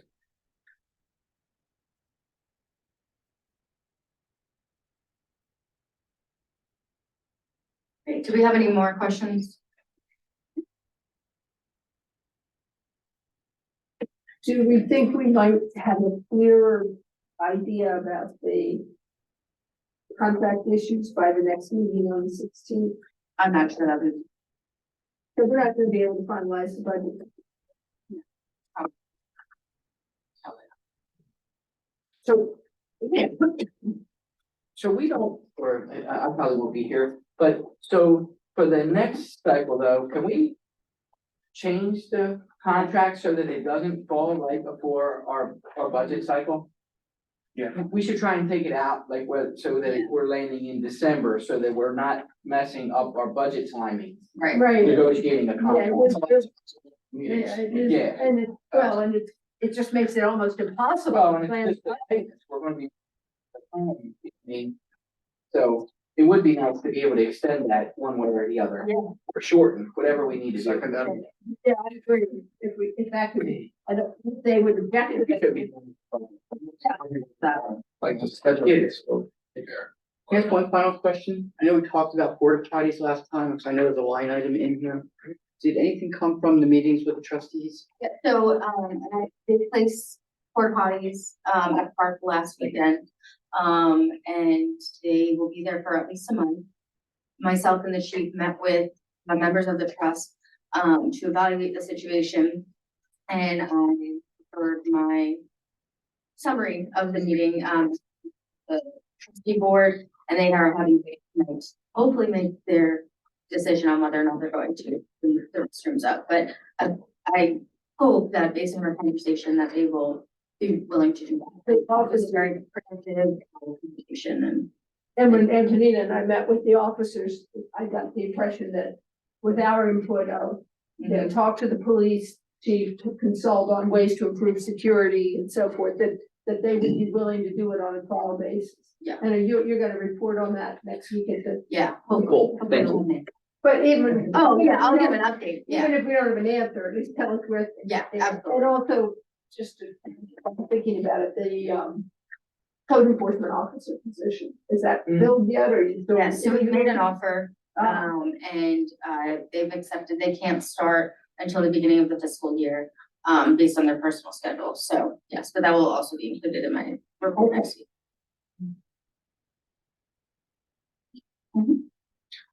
I just had one quick thought about the bike racks. You know, between the Arsenal and the federal building now, it would be a perfect spot closer to the Arsenal because it has access to both bathrooms. Well, that's true, And it is the visitors. then it is the visitors, yeah, that is. a good And idea. it's easily walkable to almost any spot in town, Right, so. right, That's a great suggestion. right, And so, Yeah. who's meeting next with Mr. Reeves? Antonina, are you? Likely, So maybe you could throw that out as another possibility along with by the library, It's a great It'd location be kind of central location. yeah.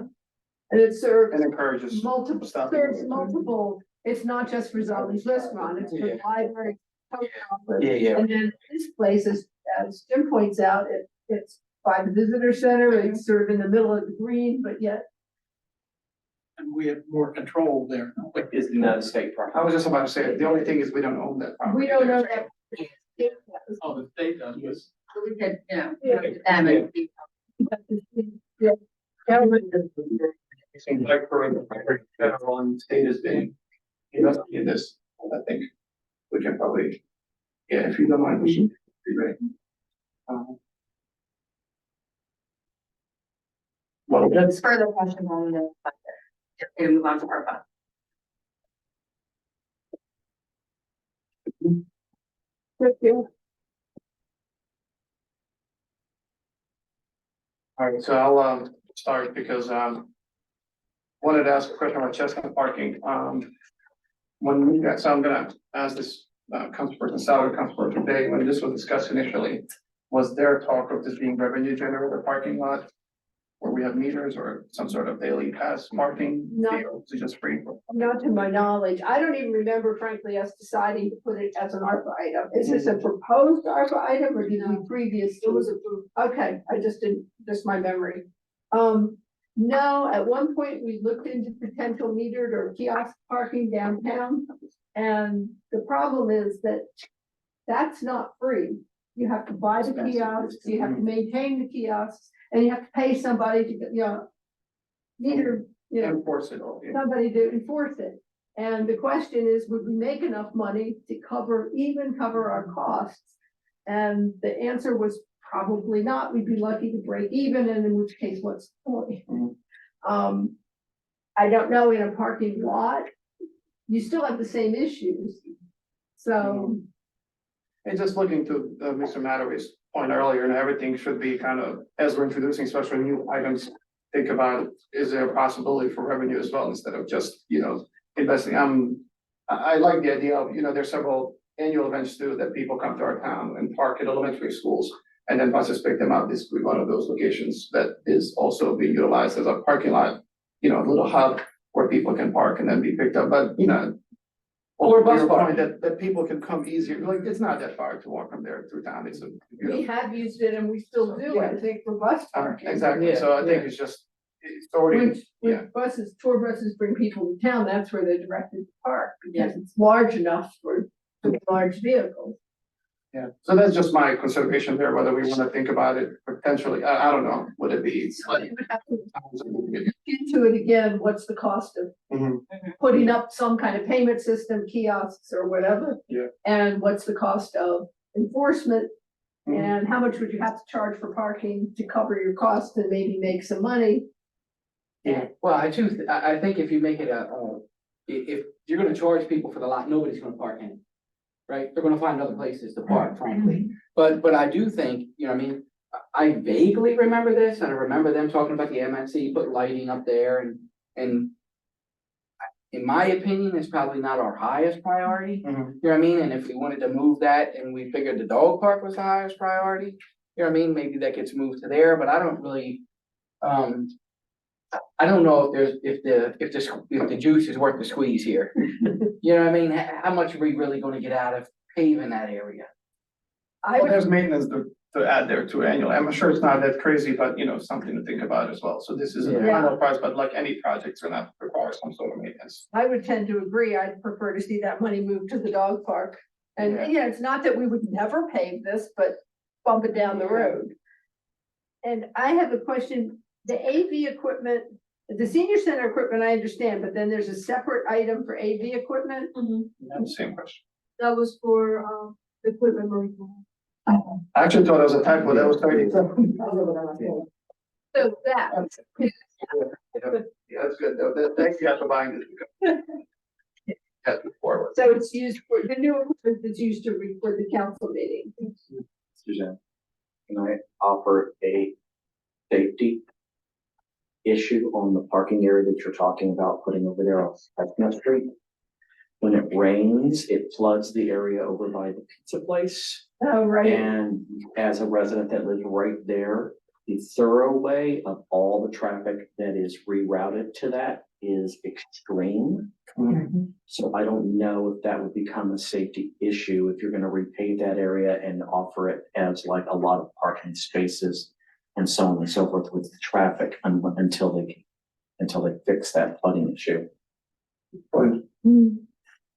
Yeah, definitely, we've all been driving there during flooding in town, unfortunately, so. Can we just reallocate that 65 to the dog park?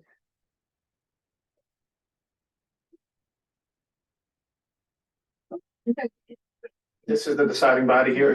Yeah.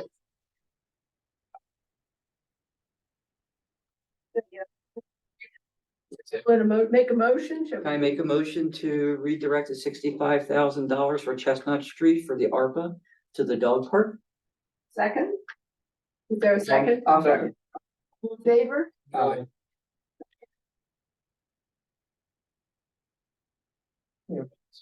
Later, there's a need. Right. And does that lot flood because it kind of slopes down towards the wetland area? No, but it's all. Both sides too. And I've seen traffic backed up. When I walk out my door, it's just. Oh, when it's flooded by three counties. And there's it's a nightmare situation on how. And I will tell you, we've been working with DelDOT to try and get that rectified too. They'll, Bigger. yeah, Well, now that I think about it, that area is gonna be one of the. If we're following Will Napco's plan, that will be that fourth entrance to the city. So it probably is coming through that, utilizing that road, that's eventually, so it's probably better that we don't. yeah, It's a parking lot and then have to redo it into. exactly. Wait and see how I know that That's a good point. at the pizza place right there is gonna be a little junction to prevent, some of the. Right, that's traffic a, and Dutch- Yeah, so there's gonna be a little, yes, that's another reason for that, yes. yeah.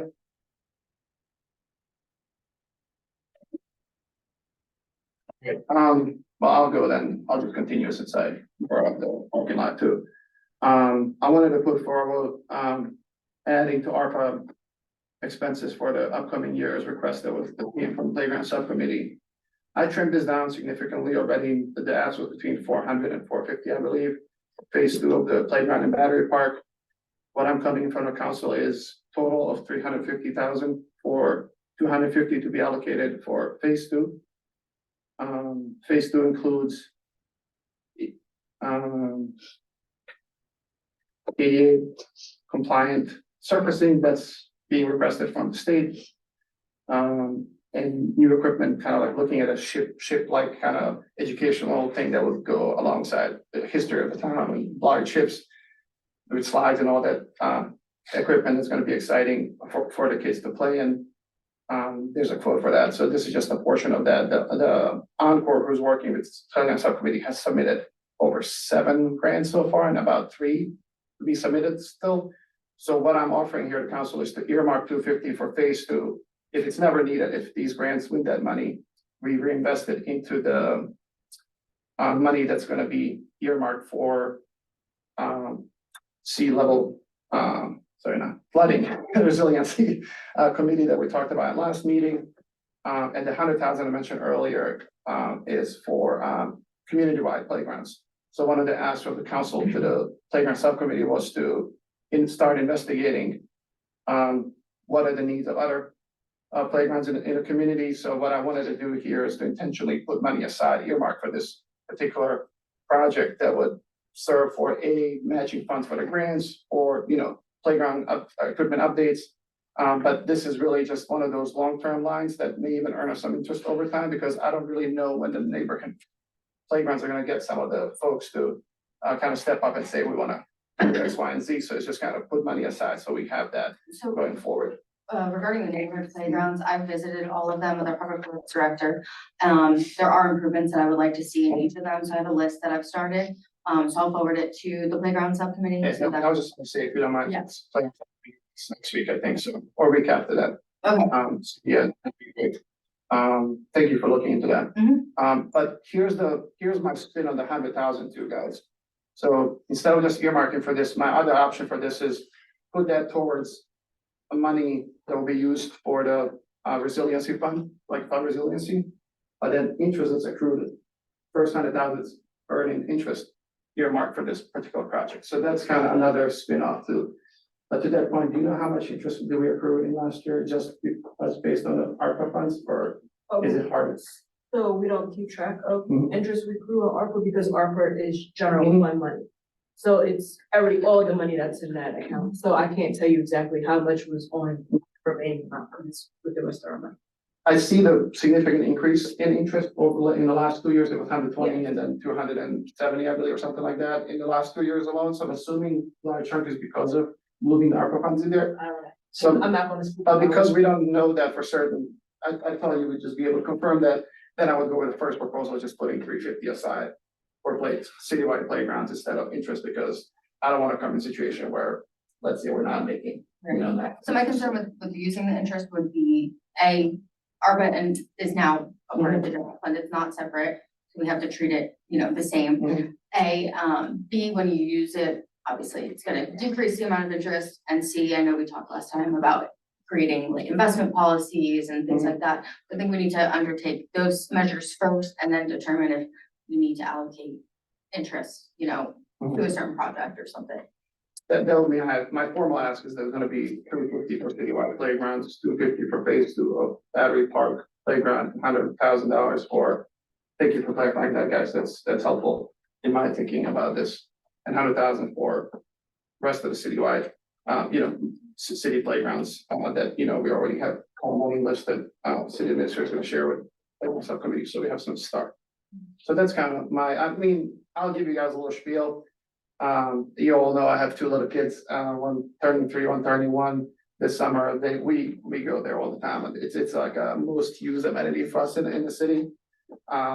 We meet a lot of parent friends there, it's helpful for parents to be there, it's helpful for kids to be there, socialize, play. There's some cool equipment that we added to Phase 2, and I hope that we can add to other playgrounds as well. Subcommittee has been really thoughtful in. Since the beginning, we kind of established the fun for all abilities, all age, basically, I've seen this couple from town, they're retired. Using the zip line when it was installed, it was probably the warmest thing that I've seen in my whole life, they were just. You can see the love that they had, in their marriage right there comes to fruition. So I just don't want you to think that this is only a project benefiting kids. But kids alone, they're worth this investment upfront. But this is, a great avenue for grandparents and then parents to also, be with their little ones and enjoy it as well. So, and the subcommittee with the Encore is applying for some benches and shading areas too, so that we, everybody can enjoy that to the fullest kind of extent as well. So this funds all those little aspects of that I was just mentioned. So, as you. So are we asking for bond bill money for the playground? The bond bill will be covering the servicing. The accessible surfacing itself is 450,000, but so that's the majority of the bond bill will cover that, I believe. And there's another grant that. But then you want to earmark an additional 350. So the surfacing bond bill only goes for surfacing. The equipment, the new equipment, ship-like equipment, slides and stuff is going out of this money that I'm asking tonight. Is that how much things? 250 for Phase 2 battery and then 100 for citywide playgrounds. And the reason I'm thinking this is ARPA was awarded to cities during pandemic to help with wellness, recreation. So as people were, kind of across the country struggling to find ways to get engaged. So I don't want to just center city to benefit, as I mentioned, for some of the contribution requests that I wanted to increase idea was there to kind of expand the services, not only for, from this historic town to other communities as well, because that was the number one comment I received when I was running for city council, that neighborhoods felt disenfranchised. So I wasn't okay. I know the playground subcommittee didn't like my response when I said I'm going to come in front of council, but I'm going to split this request. Their request is all for Phase 2, but I pushed back, even though I'm part of that, same subcommittee myself. I just can't see other playgrounds not getting, same kind of care that we're putting into Battery Park, and this is enough. But hopefully grants over time will subsidize that as well. So I guess a non-related question. Absolutely. There's a police cars for 350 committed, but only 58,000 is for used. So are we still using that, or Yes, can we, it was agreed to cover police vehicles over a 5-year term. so we're a 5-year time span? Yes. Okay. I wasn't sure if that was available to be used. No. So yeah, to answer your question, Joe, in short, this money wouldn't, in addition to bond bills covers the surfacing, this would cover the equipment. Part of it. So I guess one of the questions I had too is, and I kind of brought this up before. So has the committee looked at how many additional people have been using the park since the new equipment came in? They are, as part of the other grant, starting now to think about how to collect qualitative and quantitative data in measuring numbers. And that was my hope when I was mentioning about that study for outreach coordinator, to include that as well aspect as part of that entire study, to know, what we're getting across all the aspects and services of the city that we offer, but no, they haven't tracked numbers on, who's coming in, we have just operated with census data, like about 20% of our city is kids under 19 years old, currently. Now that's half a city, the parents and families, right? This is just including kids. So, that's kind of what they operated with, but we all know that not all those kids use the playground, but also not only those kids, we have kids from other outside the city limits using that playground too. So that number is really, probably higher than we are, thinking, but that's just kind of what we use for our base in there. Is the major cost of this because we want to make it look like the Kalmar Nickel? No, it's really not looking like Kalmar Nickel. I mean, that's the thing we're trying to. The equipment itself is not something that's cheap. To say in the nicest way. So everything that, when you're trying to look for these equipments that are compliant for different abilities, your cost, surfacing just now, half of this money asked is surfacing, But because we committed to this, to make sure that this playground is a model, we have invited John Leach Special Education School and from Colonial to come and give us recommendation, and what their recommendation was, surfacing is very important for kids. I think they even recommended fencing around the playground. I don't know if that's part of the phase 2 or not, I'm not sure, but because they were talking about kids with autism, that's very important for them to have. So I have no idea if that's part of it already or not, but so those are all the considerations that come into these asks, not always equipment. But there's a lot of things that we're trying to accomplish here to make sure that every child walking into that playground is well equipped to have fun. Or not walking, Was that? or not walking if they can't walk. if Yes, You're trying to correct. appeal to. Yes. Yeah, we're, Now, my understanding of the ship is that it's a ship-like structure. correct, ship-like structure. And it's not custom made to look like the Calamar nickel. No, they do this across the country, and so it's just like we saw it in the magazine, we were like, oh, this would be awesome, because we could have educational programs there, if you can imagine, kids coming on a tour. And then like learning about history of the town through the ship, but it's a climbing basically structure, it's kind of like if you think about slide structure, but now expanded kind of to look longer. You can climb all over the, place, kind of under one side, sorry. No, that's okay. I was just gonna say, all right, we already spent, I think, 175,000 on phase 1, is that right? Sorry, but I have to correct you there, that was money that was not spent out of the city fund. I That was- understand, but just I'm looking at the total cost of the playground. Correct, but I just want to Okay. make. But it was requested through the city. Yeah, correct, but I just want to. General Assembly gave that money to the city. Yeah, an ORPT grant, so 60,000 out of ORPT grant, 100,000 for the bond bill. But what I wanna show there, that none of these items here went through bond bill. But we through playground subcommittee have made sure the city doesn't pay a dollar so far. This is the first city contribution. While we have submitted grants, you have to understand that volunteers in the city have spent countless hours submitting these grants, guys. To make sure that we don't spend taxpayer money. This is the first taxpayer money I'm proposing to be added for this playground. Norman, now, So just, I that is think the different, question sir. I have with it though is, if I was submitting for a grant for $100,000 for an organization, Mhm. and that organization found out the city had earmarked money for this, why would I give them the grant? Most of these grants are asking for matching funds anyways. Most of the grants operate on matching funds anyways. The fact that we haven't even funded any of it is just, we just moved 65,000 to dog park on top of the 20. And no grants were submitted there. So I support fully dog park. We got to understand me here. We have brought in $160,000 worth of kids equipment to the playground. Change the Hold on a facility second, to the but that playground. request was to the state and they gave it to us. Correct, We were the middleman. correct. So it isn't like, But a lot of the grant submission was by subcommittee. Joe, it wasn't the city it wasn't Bill Bartel who was writing this grant. I just want you to understand that. But it was still tax dollars because it came through the state, or it's not Yeah. city tax dollars. I guess. So the reason why we're here today trying to address an old dilapidated playground is because the city didn't do anything for 20 years or longer in which the equipment sat there. And so we are now at a crux, do we want to be a first class city or do we not? ARPA, all this stuff came out of a global pandemic. And children are a vulnerable population. I just saw that the Surgeon General said that social media and the ill effects of that is akin to marketing of cigarettes to children, 20, 30, 40 years ago.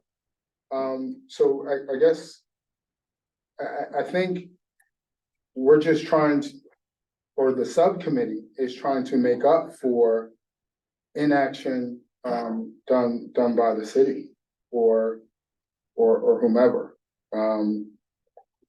To make something for 20% of the population of the city. Well, And a $1.4 million playground, potentially all in cost, asking the city to pay 20% doesn't seem significant to me. And may I just add, sorry, out of 2.9 million from ARPA funds, if we're going by population, because ARPA funds were designated based on census data, 90% alone is 551,000. I already said this is way lower than what subcommittee has asked. And none of the funds in the current 1.5 million that's been designated benefit the kids. So you have to understand why this is very important to put aside for kids that do not have a vote here in the state. And I totally support dogs too, so that's why I voted in support of dog park being funded as well. But you know, if you don't support us, I invite you to come on this Saturday with me to maybe I can help you change your mind to see who is attending there and what this means for community. Well, I think there's a couple of things here. One, we've talked about this dog park for a year now. And I remember Encore's presentation coming to us was, hey, we're not asking the city for money. And now a year later, we're asking for 350,000, which is a significant portion. We've kept saying we were going to try and keep this money allocated for the sea level rise committee, and we keep chipping away at it. And then for us to be, I feel like I'm blindsided tonight. You know what I mean? Asking for $350,000. I'm not against the kids, but I've said it before. At what point is our park at capacity too? Like I was here, you know, I live right at 3rd Street. So that warm Saturday, I seen the amount of cars. And now we're gonna double the size of that playground. We're gonna double the size of the visitors. You know what I mean? Do we have adequate parking for all that? Do we have adequate services? Do we have adequate trash?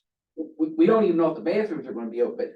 So all these other things, it's not anybody saying that they don't want to vote for the kids. But certainly implementing this thing out over 3 or 4 years would be a lot more palatable than asking for $350,000 at one time. That's a huge chunk. We still got a police contract that we're dealing with, and we've added at least 30 things into this budget. So I'm not against adding money for the playground in here, but I do think a $350,000 ask with nothing. We have nothing. There's no paperwork on any of that. It's kind of out of the blue. I'm glad you brought it up because, sorry, Andrew, not love dog park, support it 100%. There's not even a quote right now for us to say how much it is. We just blindly added $65,000 to it. Encore has provided every single quote so far publicly in the subcommittee meetings. I'm happy to share this, Joe. I know this is blindsided perhaps, but these quotes exist to the point where every single part of equipment has been debated and selected already. We're not talking about, they just made up a number. This is coming from a 3-year work process. This started a long time ago too, Joe. Okay, this is just an ask right now of the city. Because I know what time we stop at. Do we stop at 1.5 million that was expended? Then we're gonna make sure we stop. I'm just saying these kids deserve to be part of this expense as well, because I'm looking here. 1.5 million spent so far, none of it benefiting kids. Okay, I'd So like to take issue with that. I think it does benefit our children when we collect the garbage properly, and it benefits our children when the police department has the equipment they need to keep our city safe. So I don't think it's fair to say that none of this money benefits the children. I The understand. second thing I would like to say is you say 20% of our population is is age 0 to 19. Right. I would guess, I don't know what the breakdown is, but I doubt that very many kids over the age of 10 play on that playground, maybe 12. So maybe 10% of the population uses the playground, not 20%. And do we need a $1.4 million playground to be considered a first-class city? Can we have a nice playground, an improved playground, a better playground than the one we've had without spending almost $1.5 million? Sure, I'm happy to, so earlier, Joe, you mentioned that we're doubling the size, and we're not, we're just, the board of those playgrounds have been returned to pre-pandemic times. So we talked to trustees that being of this project, they'd be amenable to that, and they said yes, because they just shortened it during the pandemic time for maintenance purposes and to produce, it's not doubling, sorry, just for the record. The 1.4 million, absolutely, it's a lot of money, I agree with you, Suzanne, but once again, it would cost city only 250 out of that 1.4 million, 100,000 out of the 350 is for rest of the playgrounds across the city. Okay, rest of that money out of 1.15 grants. This is city residents who have been writing grants this whole time, guys. I just have to, I'll point that out. Well, So, the so, bond sorry, bill as is a, not city residents. the bond bill request has been made by subcommittee, not Mr. Bartel. So You just, can't make that request without the city though. I'm not disagreeing with you. I And just have to so, understand I that just wanna be subcommittee has clear done though. this work on behalf of the city this whole time. If you, They have submitted it to the we can city disagree there. and asked if if the city would request it through the bond bill. That committee can't go directly and get bond bill money, can they? Absolutely cannot. Okay, so it is through the city and we agreed, but we could have said no and asked for something else for that $170,000. But this didn't cost city that. This wasn't, I don't think this was in addition to already proposed things. We can ask Mr. Bartel, but I doubt that anything was struck from the list because of the 100,000 that was asked for the bond bill. I'm not trying to disagree, but I know that last year especially, there was, a request for additional funding for streets, and the amount was not fully funded. And I don't know if that's because of something else being funded or not, but I know that the amount requested last year at least was not fully funded. I wouldn't be able to speak to that, yeah, so we weren't privy to the bond bill procedure and, but this was earmarked by, the bond bill for the playground, so this was, I don't, perhaps it did cost city, perhaps not, I don't know, so it would be Mr. Bartel who would have to ask. So this phase What it two, is, this, it sounds so like. sorry, then let me just finish the response to, Council President. Yeah, so the 19%, so the size, the population, absolutely not all the kids play there. What I said earlier, this is actually undershooting the amount of people who are using the playground because amount of residents of the city, because it's not just kids utilizing playgrounds. Most of the kids are accompanied by parents or grandparents, so I definitely didn't include it in the number. So perhaps not all the kids are utilizing playground, absolutely. My point was, I'm just using that number alone, but I did not use the number that's 48% of families with kids. Which I understand why I didn't use that, but I just want to explain that kids just don't go by themselves to the playground. Well, no, of course Yeah, not. yeah. So to your answer, Joe, about parking, I wasn't proposing, I was just talking about city residents numbers here. So we're not expanding double, but also I know people are coming to use the playground that benefits the city in every single way. But I'm just talking about residents of Newcastle right now, alone, when I'm talking about this ask. These 19%, I'm not bringing in any neighborhoods outside of the city limits. That's all I was talking about, guys. So I wasn't trying to add neighborhoods outside of city limits. So I was trying to use this pragmatic approach of, I know it's blindsided, right? I get that. But in the grand scheme of things, no, in the grand scheme of things, yeah. This is our kids. And I think they're worth investing in. That's all I'm gonna finish. Absolutely, and here's what I'll say, is that, and I'm just being a devil's advocate here, I'm not against doing something with the playground. But if I'm a city resident, I'm saying, well, 80% of the people that come in and play here are not city residents. Meanwhile, the city council is using $350,000 of the city's money to supplement for this park. We don't have adequate parking, we don't have, whatever they have to say. 250, let's go other playgrounds. That's intentional. That was intentional. Okay, So sorry. so 250 after we put other money towards it, and now this year they're asking to raise my tax. That's how that plays out, after we're gonna pay an additional money for Colonial.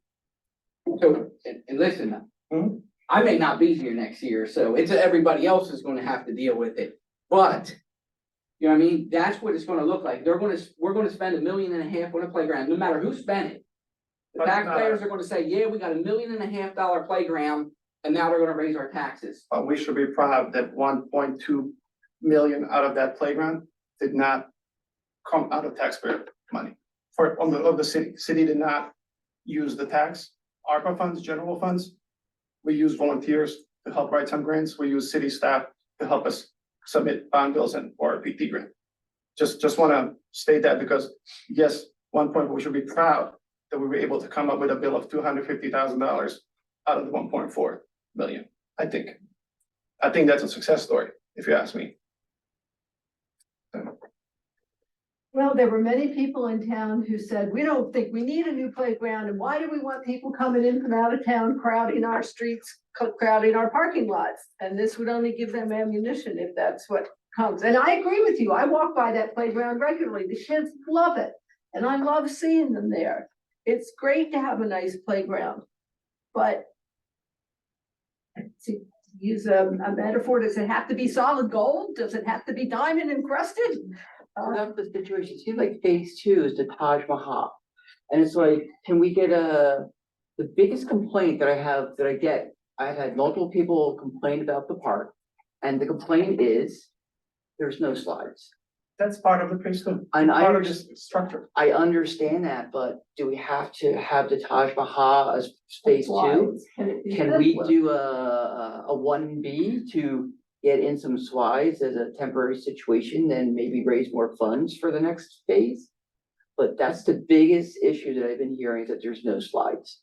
It's coming with part, so if we can, But can't we if have, this is voted in, that would allow can't for we have class to come in. slides without having this much, this big, this expensive of phase Sure, I'm two? sure, yeah. I'm sure there was. So I encourage anybody to just, I don't know how many other playgrounds people have been to outside of Battery Park. But if you go to a new age playground, and if you ask people how much they pay for it, you would quickly find that the proposal for Battery Park is not the Taj Mahal. $400,000 worth of it has to do with surfacing and ADA surfacing. We have a gentleman in our midst who's lived in this town his entire life. And I would think that he would say that the equipment that was there prior was at least 20 years old. So if it's at least 20 years old, which we know it's more, and if you said, as a city, if you invested $12,500 a year over that 20-year period into your playground, we wouldn't be having this conversation today. But we know that the equipment is older than 20 years. So it's actually less per year that could have been invested into it. I think this speaks to a bigger, broader issue around maintenance of ongoing equipment, and our need for a Parks and Recreations Department in the city. So that's a whole other issue, because we talked about other outdoor recreation for adults. Right, yeah. Pickle, so that's all in addition. This isn't gonna touch that, right? This is all geared towards children. So this is no pickleball courts, no, frisbee golf or what, yeah, I'm just throwing out things that I know other parks have for adult Yeah. outdoor recreation. There's none of that in this money, right? And $250,000. This is just playground, sorry, This is- $250 playground. This is just children's. No, but I This acknowledge that we, playground, yes. I acknowledge that we have a gap. And we have a way to go. That was one of the reasons why we want to reschedule it, but the kids tennis clinic got rained out. Because we don't have programming for kids or adults in respect to recreational activities in this town. And it's a void.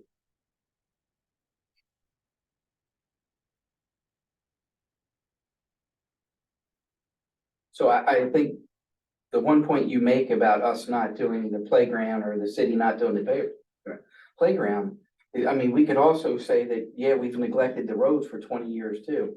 I mean, there's plenty of road projects that we haven't funded either. And I'm sure, and we could talk about the building security issues, and then there's no campus or no appropriate office facilities. I mean, there's a lot of things that we didn't get done. But again, the city hasn't raised taxes in quite a long time. And obviously sitting here talking about all this stuff, it seems like that should be on the horizon within the next year or so. The one other thing,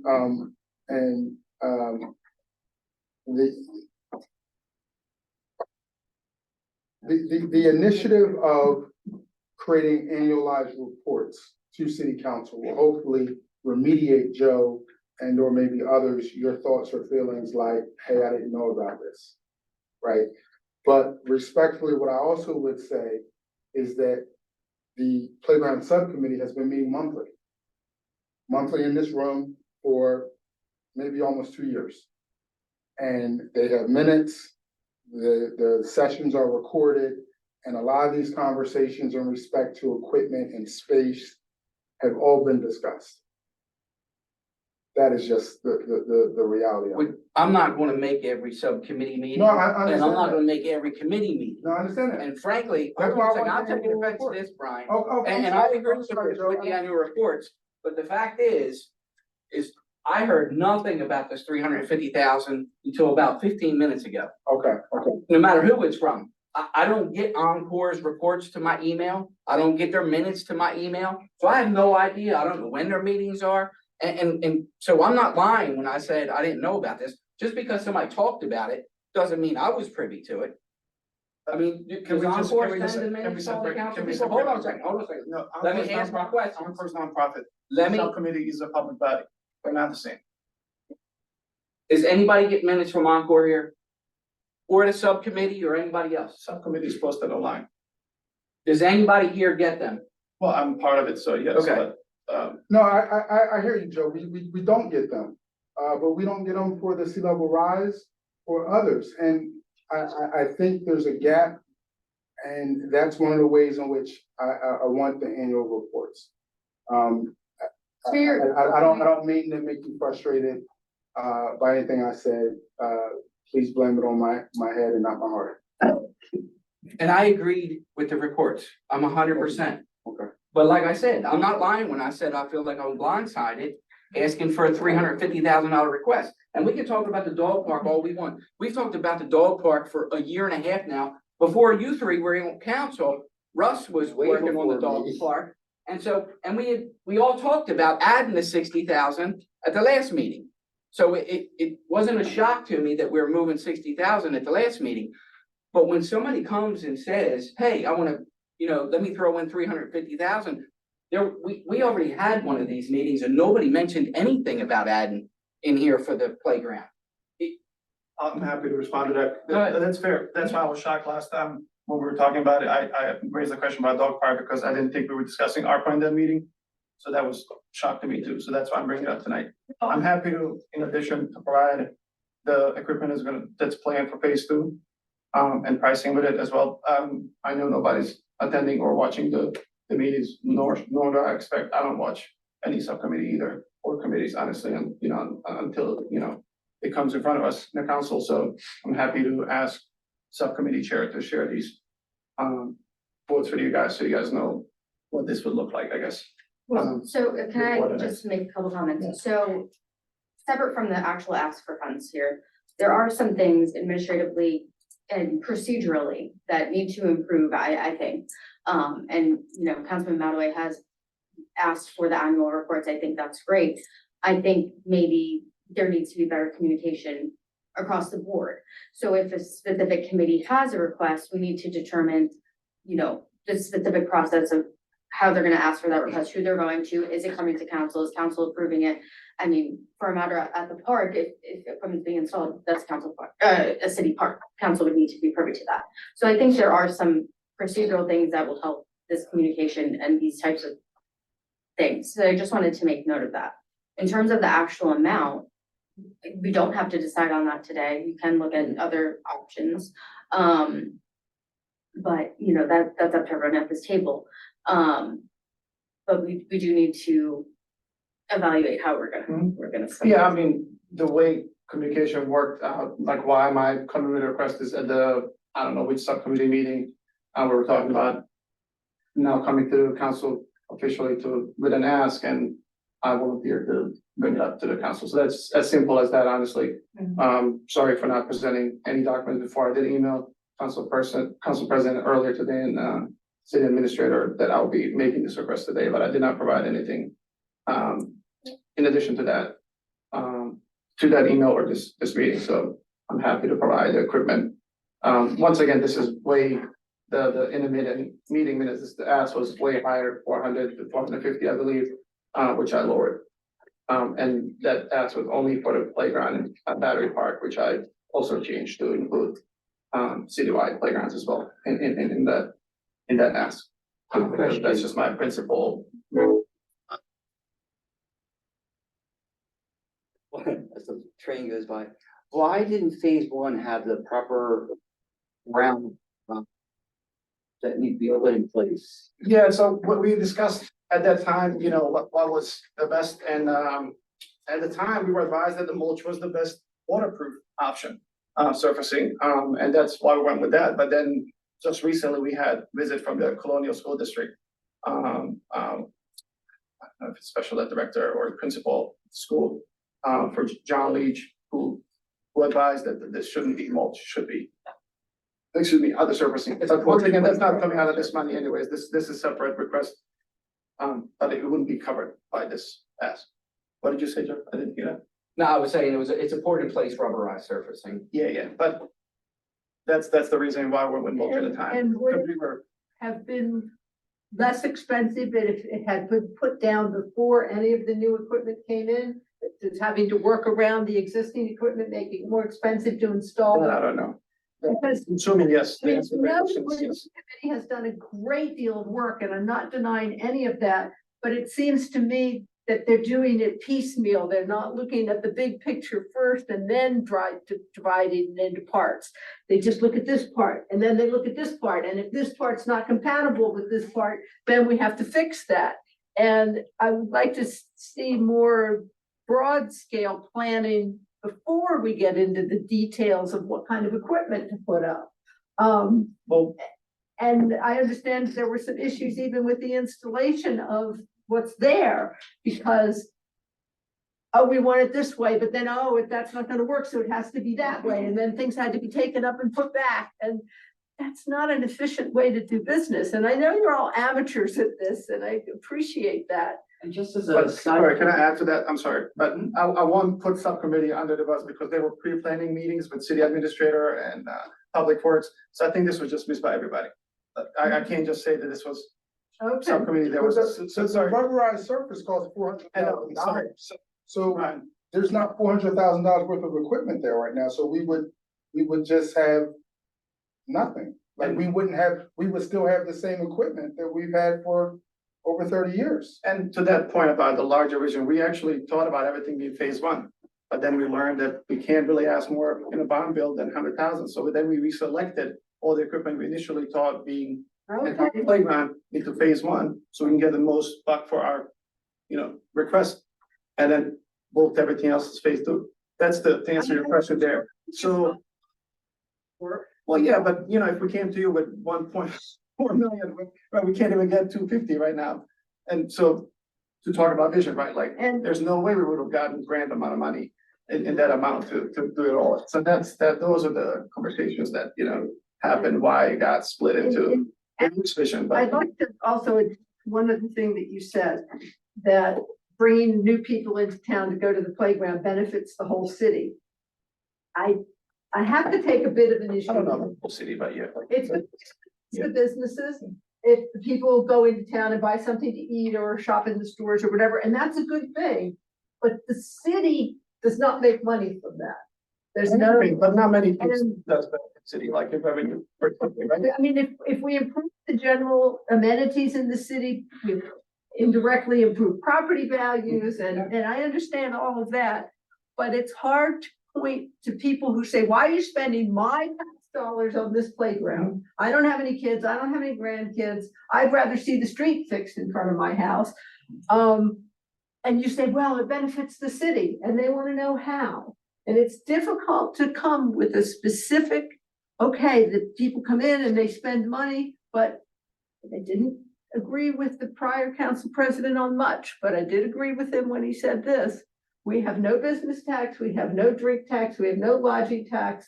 So none of those benefits accrue to the city. Mhm. They accrue to the individual businesses, they improve the atmosphere of the city, they do all those indirect things of perhaps increasing property values.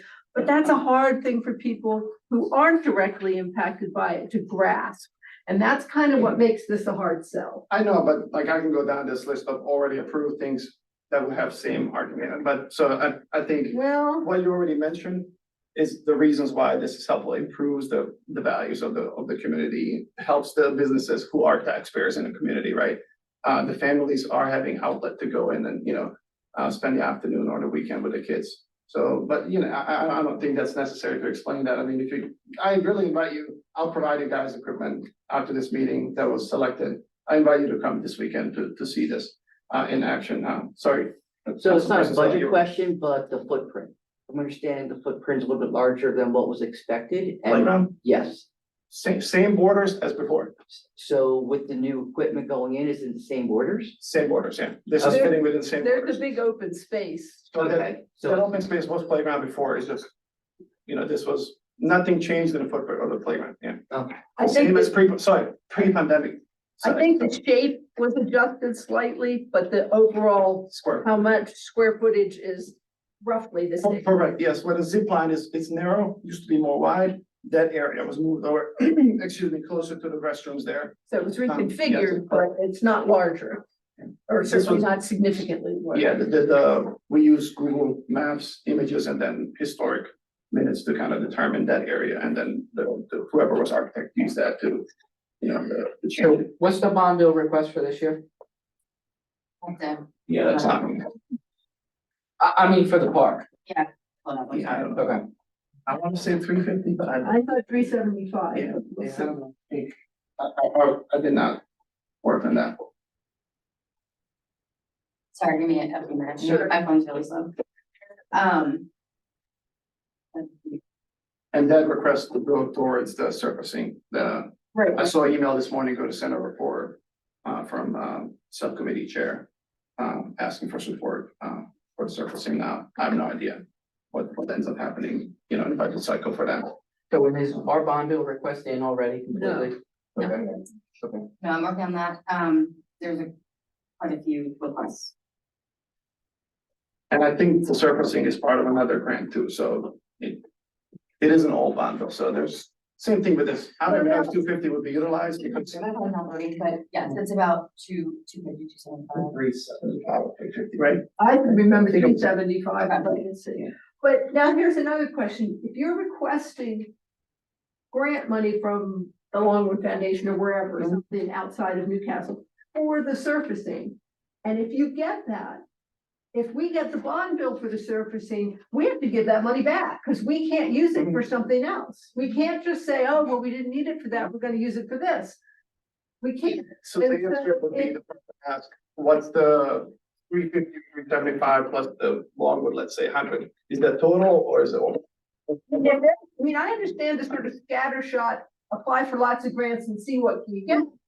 But when you have, when the grants are targeted to a specific thing, if you happen to win 2 grants for the same thing, you're gonna have to give one of them back. Surfacing will be an issue because surfacing, we're not overshooting equipment is where we're trying to reduce the ask overall. Because surfacing was only 2 places we could ask was bond bill.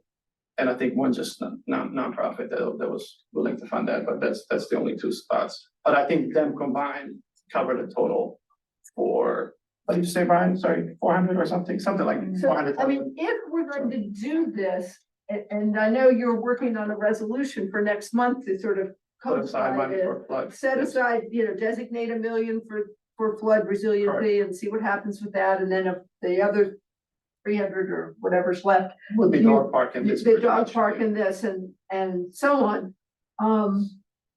But if we write that resolution and target, then we can't change it without another resolution. I would rather see this written more broadly for outdoor recreation, Mhm. which would then allow us, if you win that grant, to say, okay, well, let's do something for adult activities outdoor, I'd like to see it written more broadly so that it would give us.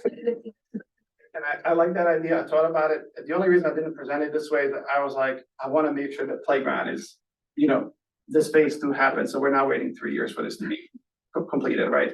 But yes, to your point, we could make a community development fund or something. I don't know, like whatever we want to call it, I community mean, fund, right? For that- well, no, I don't that mean was it. being that broad, but Sure. if you just specified outdoor recreation, Mhm. that would cover dog parks, adult recreational activities, playgrounds, bike paths, it would cover lots of I'm things. okay with changing the name and then see, So you can think about that when you draft your resolution.